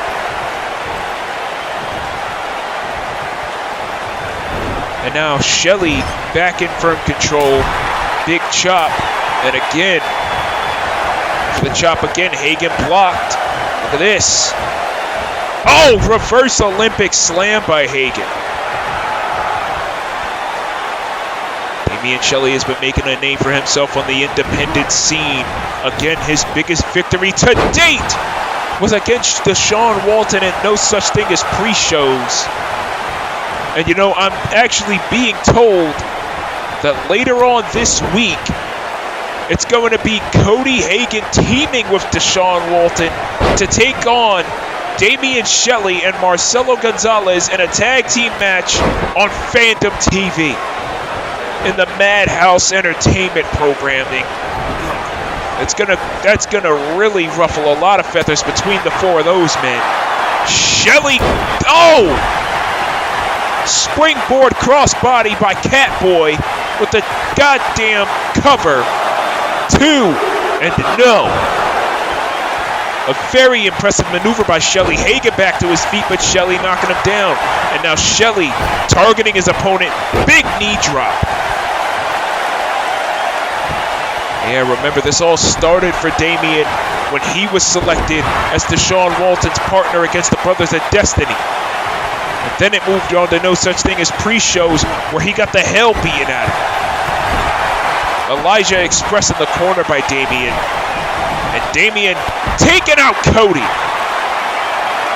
Cody rolled to the outside, and Damien, as you can see, he's hurting. Damien Shelley is hurting badly. Those injuries from no such thing as pre-shows, they're still mounting on, piling up. But he's taking it to Cody as best he can. And, oh! Nice backbreaker there by Damien. He's been watching a hell of a lot of other people's work. Damien Shelley is definitely a student of the game. And I don't know what Damien's doing with that sledgehammer. Disqualifications are in effect, and Damien wisely putting the sledgehammer down.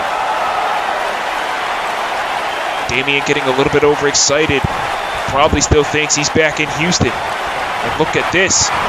Hagen was going to go for a neck breaker. Shelley with a beautiful prawn hold roll up. 2 and no. And maybe Damien wanted to sight Cody out with the sledgehammer. Look at this. Oh! Modified Pele kick. Hagen goes to the ground. Double knees right to the pelvic area of Hagen. Surprised that wasn't called as a DQ. Oh! Say what you will about these two men, but these two are by far some of the best that I have seen. It doesn't matter how much of a troll you are on the internet. It doesn't matter how much of a Twitter finger internet thug you may be. You gotta give these two men their due. They are two of the best that this industry has to offer. Hagen getting out of the Boston Crab with that impeccable leg strength. And Hagen now, oh! Big power slam. Cody, somebody you don't see go to the top rope often, with a huge clothesline, taking out Damien. And you know, there's got to be some bit of a conflict of interest as well, considering Cody's wife is the founder of the same group that Damien is now a part of, and a big cutter. Cody Hagen is fired up. I spoke to Cody earlier today, and he told me that he's not going to let up here against Damien Shelley by any means. Helen back. Shelley counters. Look at this. Shelley countering the Helen back, and a dragon tiger suplex. Excuse me. Tiger suplex there by Damien Shelley, and the head trip. Whoa! The head trip by Damien. Shades of the World Heavyweight Champion, and no. Damien is definitely a student of the game. He is definitely a student of the game, no question about it. And another head trip. Shelley with two head trips to Hagen. The same man who... Whoa, wait a minute, three! Three head trips to the same man who is the reason, who is part of the reason why Aubrey is the world champion in the first place. Clothesline by Hagen. Speaking of Cody, this may be one of the last times we see him. Look at this, F5. This may be one of the last times we see him in ROVW. Shelley is back up on his feet. Because remember, if he loses against Lee Anderson, he, his wife, and their whole family are fired. Courtesy of Gnarly Anderson, but if Hagen wins, the Mutiny Mafia disbands. You gotta wonder who's got more to lose. Shelley with an KNS gets hit with a clothesline. 1, 2, and no. Damien Shelley is in control here. And now Hagen's got him up. Look at this. Big power bomb. Cody Hagen with a cover. And no. And you know, I gotta respect Hagen's hustle as well, because he's been wanting to make a name for himself and prove that he has what it takes to be a world champion anywhere he goes. He's already been a world champion here. He's been lobbying for world championship opportunities in NXW. And quite frankly, with how long he's been in the industry, it's a miracle he hasn't gotten one yet. Went for the clothesline. Shelley blocked or ducked. Now he's got the prawn hold again. Look at the bridge. Beautiful bridge by Shelley, who only gets a 2. And now he's got Hagen up in a Celtic cross. Celtic cross by Damien Shelley. Oh, look at this young kid going for the frog splash, and no. And you can see he's clutching the ribs. Clutching the ribs. Hagen's got him up. Was looking for that F5 again. Shelley doing his best to counter out. Damien taking him over. Look at this. Tequila Sunrise by Damien Shelley. Beautiful. I'm telling you, this kid is damn impressive. And this is only his 3rd match. Technically his 4th match in Ring of Valiance Wrestling. Hagen, though, not going to let him get a win that easily. Went for the lariat again, and Shelley ducks again. Shelley off the ropes, went for the KNS again. Hagen moves out of the way, clothesline in the corner. Hagen off the rope again. Oh, and a cannonball! And that had to have crushed Damien's ribs. That had to have crushed Shelley's ribs. Cortez is getting a workout tonight with a splash. Near 300 pounds coming down on Damien Shelley's ribs, and he only gets a 2. Unbelievable matchup, and Hagen is ready to put this one away. This kid will not give up, will Damien Shelley. You gotta respect it. Hagen's got him up on his shoulders again. Hagen walking around with him on his shoulders. Oh, man. Oh, Hagen, his back went out. His back gave out. He took too long to go for whatever he was going to do. Arm drag. Arm drag by Shelley. Went for the KNS again. Hagen went for the clothesline. Shelley moves out of the way. And now, what a knee to the back. Beautiful. A knee right to the back. Veteran-like maneuver by Shelley, targeting the injury. And look at this, another head trip. Yeah, this kid's definitely been training with Aubrey Williams here. 1, 2, and no. Damien Shelley has been training hard, been studying people's tape. He's looking for a fireman's carry. But the weight of Cody too much, especially with those taped ribs. You gotta wonder who Lorelei is pulling for here. Oh no! Power bomb to the outside by Hagen. Power bomb to the outside by Hagen. Shelley better thank God he didn't hit that sledgehammer. And, went for the clothesline again. Shelley with a spinning knee.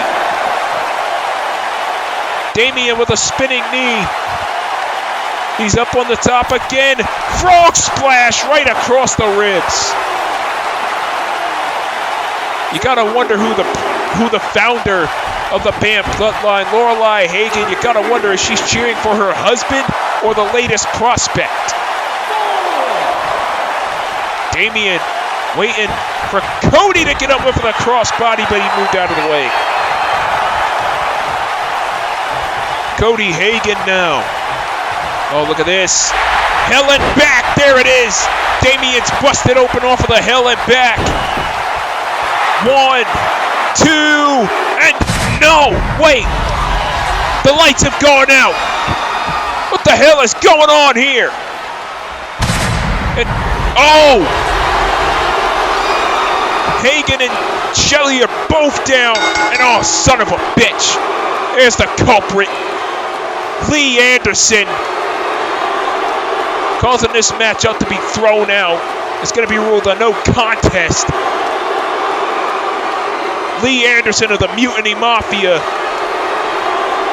He's being tasked with taking out Cody and his entire family next episode. Yeah, well, he better hope for his own sake that nothing goes wrong. This matchup is being ruled a no contest. You can see Shelley trying to get up. There's Royo Solomon preparing for the Gauntlet match against Punk's Not Dead up next. No, wait a minute. Prez is waiting for him. I did not want to put Jacob out of his misery like that earlier, but he betrayed me. He betrayed us. He betrayed the cause that will save us all. So because of his betrayal, Punk's Not Dead is to suffer, much like everybody who shares their ideology and everybody who crosses us. Tonight, start by putting Punk's Not Dead down hard, and we'll talk more business afterwards. Well, you heard what the president said. Put PND down by any means. That's exactly what Royo is planning on doing. The Heirloom champion making his way to the ring. It appears that Royo has some affiliation with the band Bloodline. or maybe some kind of kindred spirit kind of deal.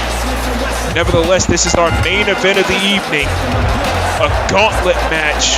Can Royo run the gauntlet and go on to Consequential Comeuppance to face off against now #1 contender for the Heirloom Championship, Jason Ramirez, the man who busted his leg up back in September? Royo Solomon, ladies and gentlemen, Royo Solomon won that championship back at Uncivil War from Donnie Octave. He has been hella successful in retaining it so far. Donnie Octave has not been seen in Ring of Valiance since this time last year. Pretty sure Donnie is on the independent scenes, making waves to get back to the top of the food chain once again. But Royo Solomon, one of the most dominant Samoan wrestlers I have ever seen. 6 foot 2 inches tall, weighs in about 320 pounds. He looks like he's played defensive tackle once and twice in his life. He's going to make sure all of his opponents cry bloody tears. The Heirloom champion, Royo Solomon. Question is, who's he going to face from Punk's Not Dead first? Oh, here we go. Royo Solomon is going to be running the gauntlet, starting off with Rockstone.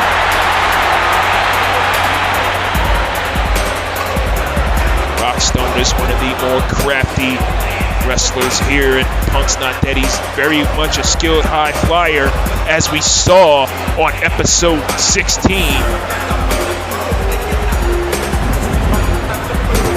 Yeah, this all started on episode 16 when Royo went against Ryan Riley, and Ryan suffered a broken ankle because of Royo. One has to wonder, though, how in the world is Royo going to contest? Then again, I shouldn't even ask that question considering what he did at No Such Thing as pre-shows. I shouldn't ask that question considering what he did to Punk's Not Dead at No Such Thing as pre-shows. I mean, he took out Trey Jeter, David Fowler, and Rockstone all in one fell swoop. Ramirez wasn't there. He was away on business. And we all know Ryan had to deal with the broken ankle. And Rockstone looking like he means business here tonight. And here we go, our main event of the evening. Gauntlet match between Royo and Punk's Not Dead. Again, Royo has a strength and weight advantage over Rockstone. Rockstone weighs about, and I'll have to get the proper info if I'm wrong on this, but Rockstone looks to weigh about 230 pounds. Royo weighs about 320, 330, but he's as quick as a cat. He's got great mat wrestling skills, but he's also very much a scrappy fighter, is Royo Solomon. He and Donnie Octave had a damn good match. Oh, look at that. Oh, Rockstone. Oh, and that's when he gets a headbutt right to the kidney. For playing around. Royo and Donnie Octave had a hell of a matchup back at Uncivil War last year. March 5th, 2022.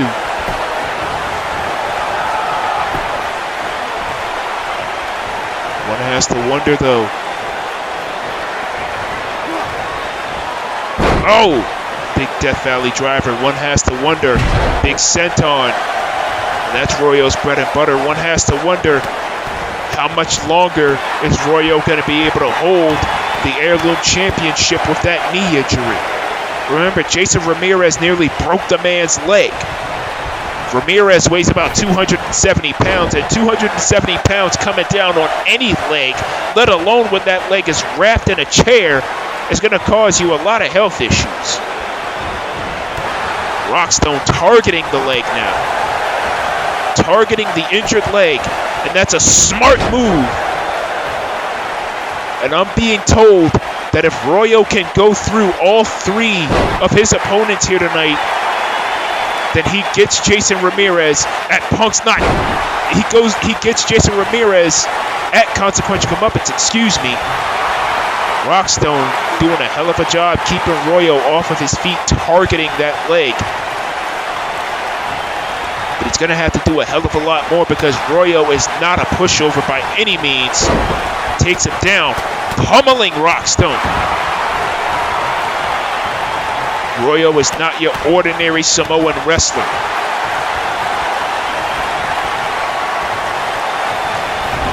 This now. Solomon in the corner. This. Driving that shoulder. It's like a big Samoan bull. Driving that shoulder into Rockstone's ribs. Rockstone with a northern lariat, taking down the champion. Oh, and it pokes him in the eye. Okay. And a straight right hand.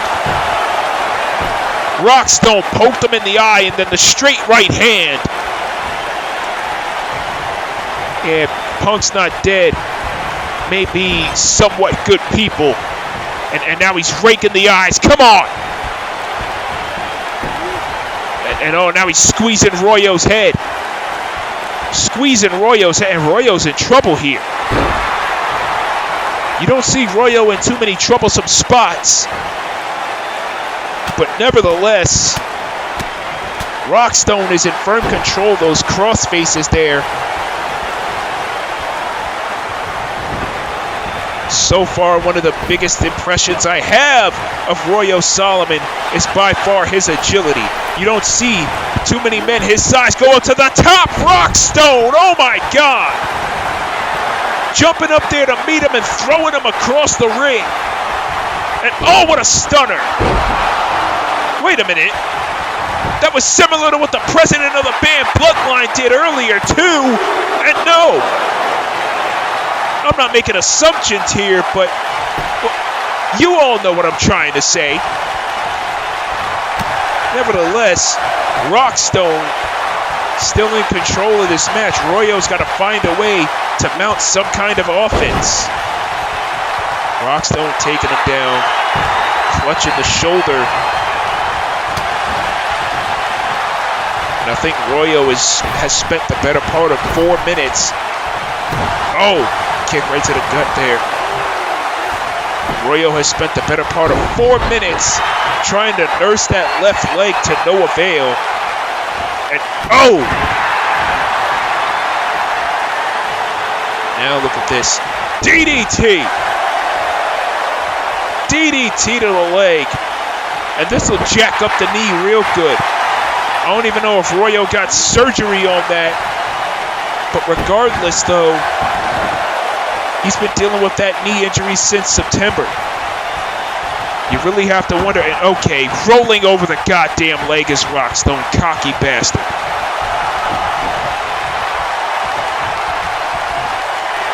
You really have to wonder what Royo's affiliation with the band Bloodline is. Look at the power.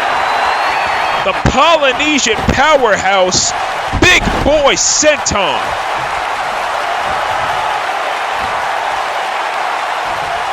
Unbelievable. Royo Solomon is on a roll. Flying headbutt.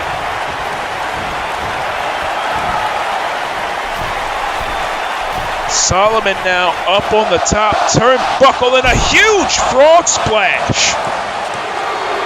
A big frog splash by Royo Solomon, and Rockstone is done. Rockstone is done.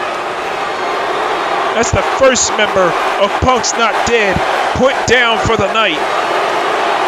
Rockstone gave it everything he had, but you gotta believe that leg injury is taking a toll on Royo.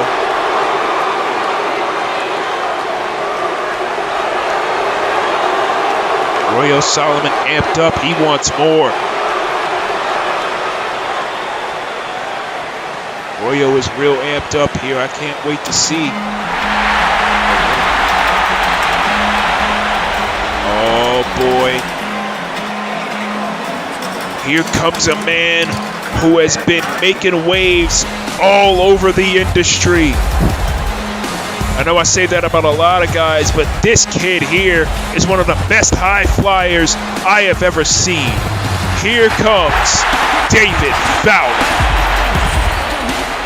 And David Fowler, one of the long-standing members of Punk's Not Dead. Matter of fact, I heard he trained Sick Buckley, but that's another story. Seriously, what the hell kind of name is that?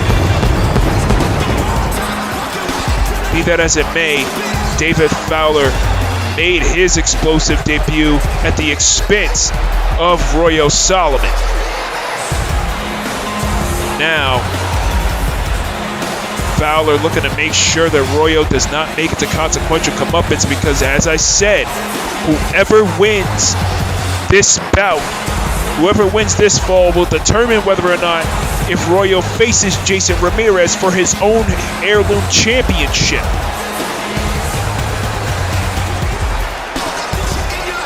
David Fowler is one hell of a competitor.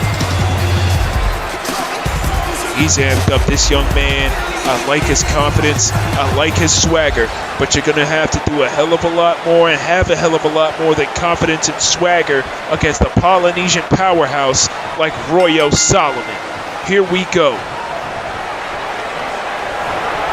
Look at the... Oh, Royo getting defiant now.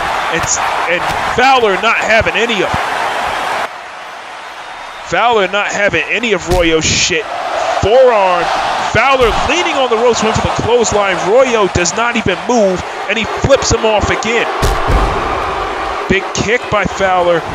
Fowler off the ropes. Oh my God! What a maneuver by Solomon! Power bombing David Fowler. Jesus! Oh my God! Royo Solomon, the Heirloom Champion, is definitely a self-aware man in that ring. He knew what Fowler was going for. He has him very well scouted. Now, Royo off the ropes, trying to pick up speed, going into the corner. That took a little bit too much time. Fowler now on the attack. Oh, but Solomon fighting back here, flying headbutt.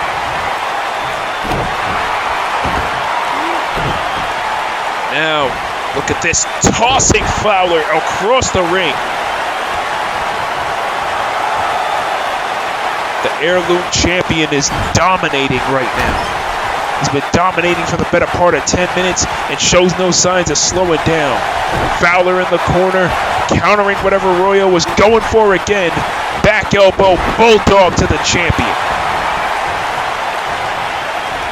Fowler on the apron, tope atomico, beautiful. Like I said, Fowler is one of the best high flyers in the industry. Royo kicks out at one. Fowler off the ropes, double axe handle. Oh, come on. Yeah, I guess Fowler is just as nasty with his attacks as his PND cohort, Rockstone. This now. Fowler taking an interesting approach, targeting the ribs of Solomon, but it's not going to matter. And Solomon now off the ropes with another big boy senton. And a third. Those sentons are his bread and butter.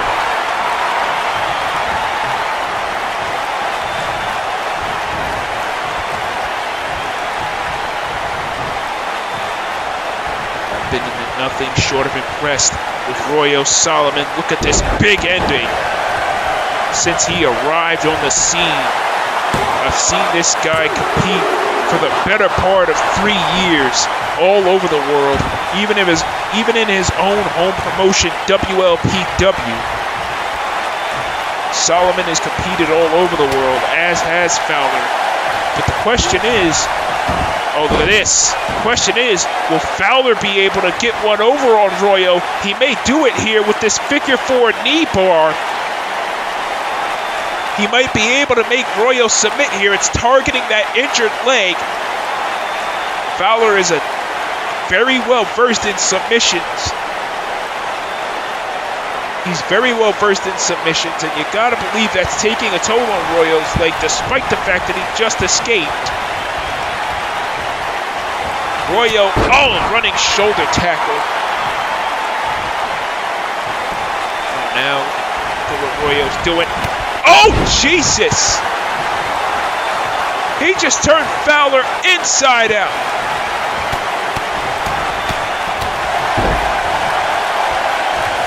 Royo just turned Fowler inside out, and now he's just going to have his way with him, throwing him across the ring.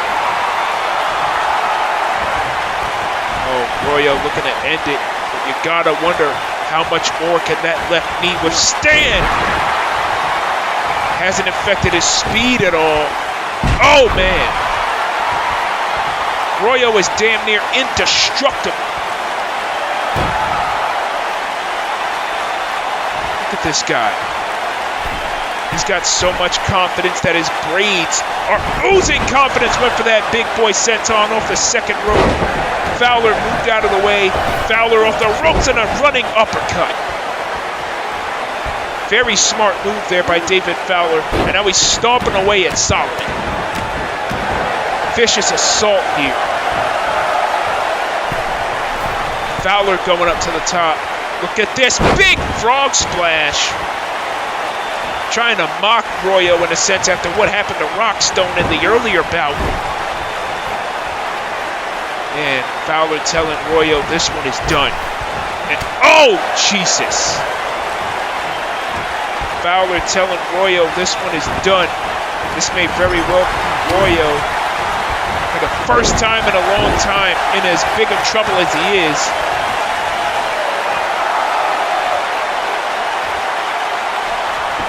Now he's looking to finish him.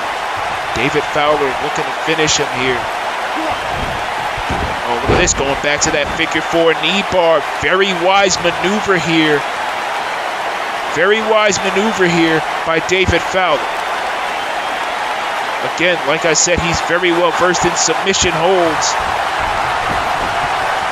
But Royo once again getting out. And oh, Royo was going for that belly to belly. And again, back to that figure four knee bar. He is not letting up on this submission. He wants to make sure he softens Royo up for Jason Ramirez at Consequential Comeuppance.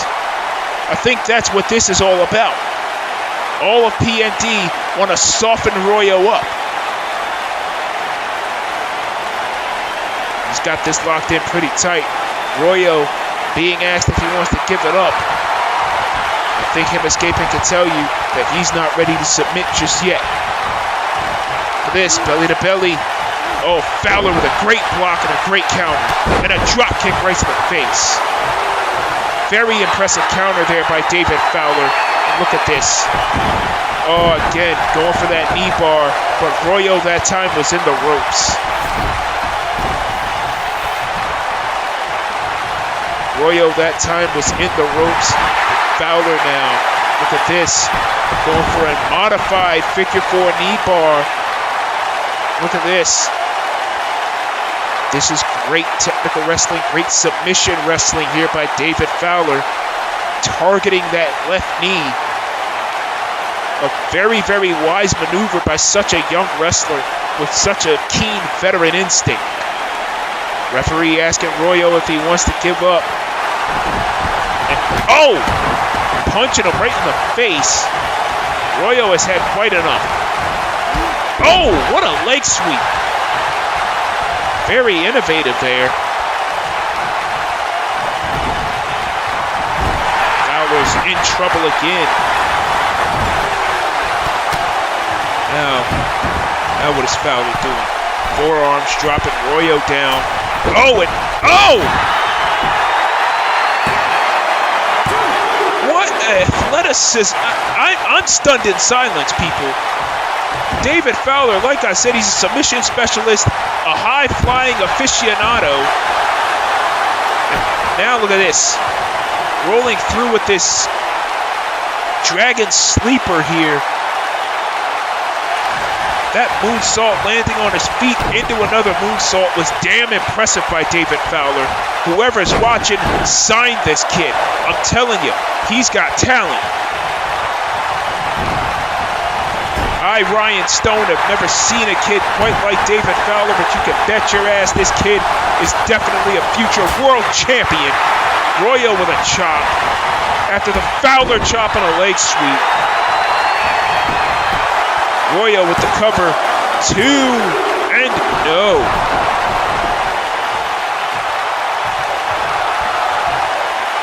Royo Solomon looking to finish it.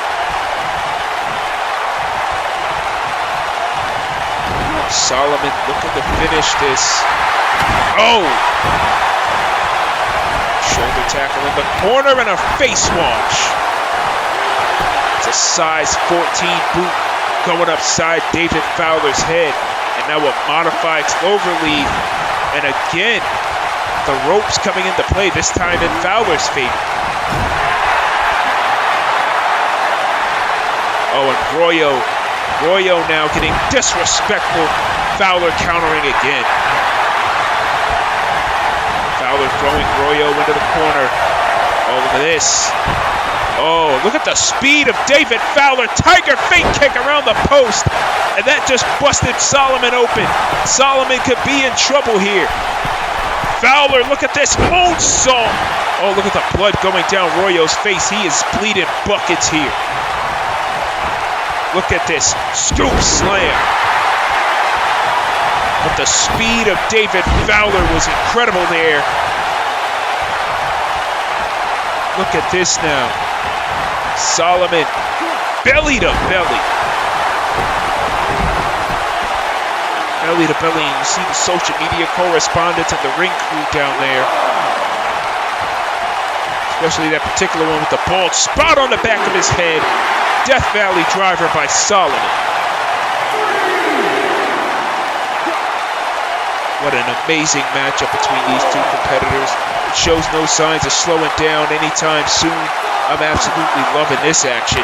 Oh, what a clothesline by Fowler. You gotta wonder if Jason Ramirez is watching backstage somewhere. Now, oh, look at this. Look at this. Fowler went for a go-round there. Royo wasn't having any of it, belly to belly, and look at this. The agility, but the knee. The knee again, you saw Royo limp there for a moment. That knee is coming into play here, folks. European uppercut. Royo is a fighting warrior. He's not going to let anything slow him down.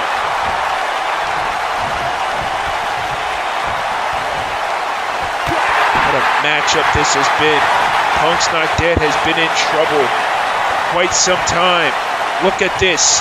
Hammerlock torture rack on David Fowler. Look at this. Those broad shoulders of Royo Solomon digging into the spine of David Fowler. Oh my God. David is in trouble. David better give up before he gets his back broken here tonight. Yeah, Solomon's had him up there for about what seems to be like 20 seconds now.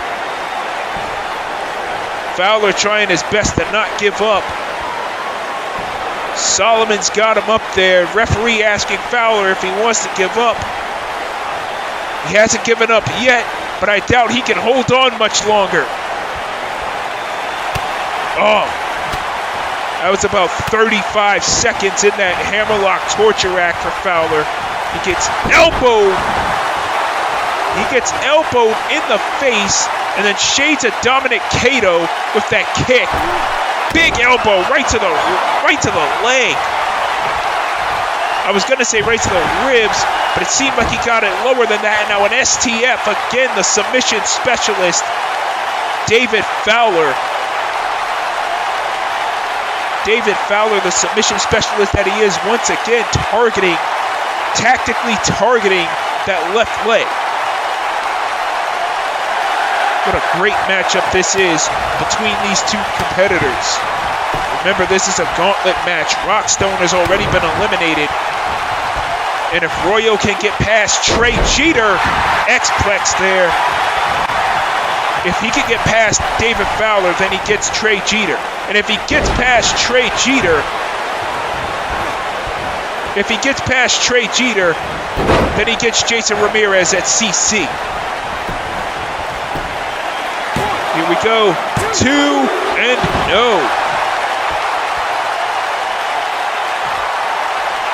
What a matchup this has been between David Fowler and Royo Solomon, folks. Gotta believe that these two men are on the watch list of everybody. Widowmaker bomb by Royo Solomon. And now another senton. Oh, that's gotta be it for Fowler. That has to be. Oh, it's done. Fowler's done for the night. David Fowler done for the night. That senton did him in, but take nothing away from him. Royo hurting. Royo is definitely hurting, no question about it. Take nothing away from David Fowler. He wrestled a hell of a match. We still got Trey Jeter to go, ladies and gentlemen, but the question is, where is he? And Royo's saying, where is he? Where's his music? I want Trey Jeter, and I want him now. And wait a minute, there's Trey Jeter with the goddamn steel chair. Referee throwing this match out. DQs are in effect, and he's attacking him with the chair. Trey Jeter taking out Royo Solomon. He's not going to waste his time here. Oh, come on. Absolutely unnecessary by the Carolina Hunter. Jesus Christ. Trey Jeter. Oh my God. Trey Jeter. Oh God. Trey Jeter taking out the leg of Royo Solomon.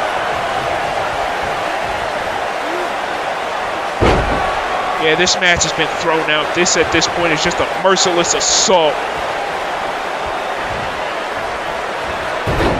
And now again targeting the leg. Oh my God. And screaming, Punk's not dead. Oh, and a super kick by Trey.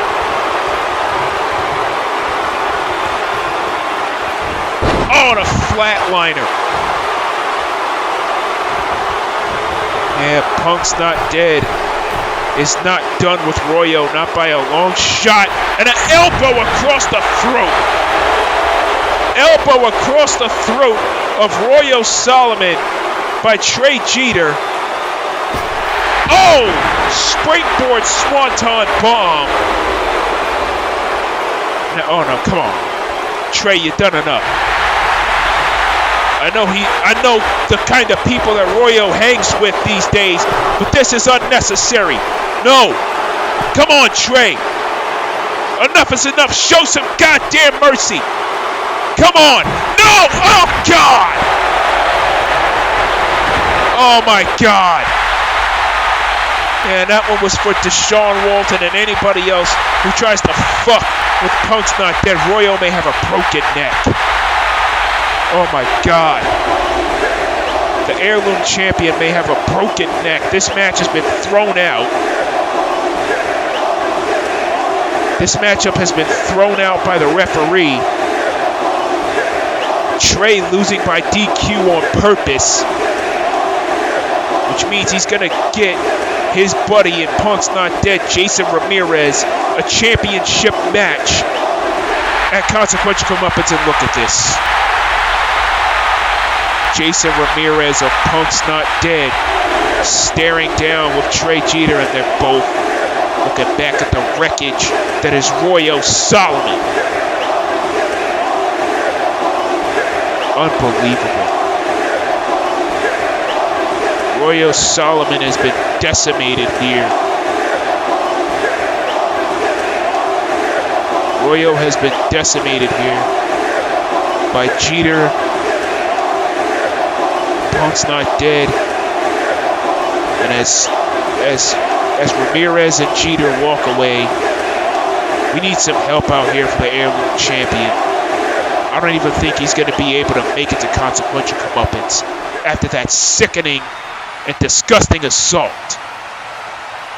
Good night, everybody, from San Jose.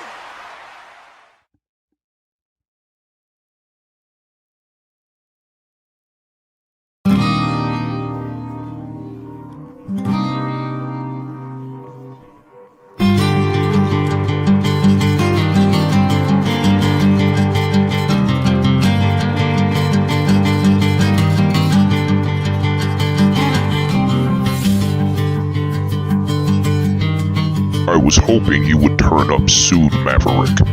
Please tell me you have Emily's location. Relax, will ya, Grandpa?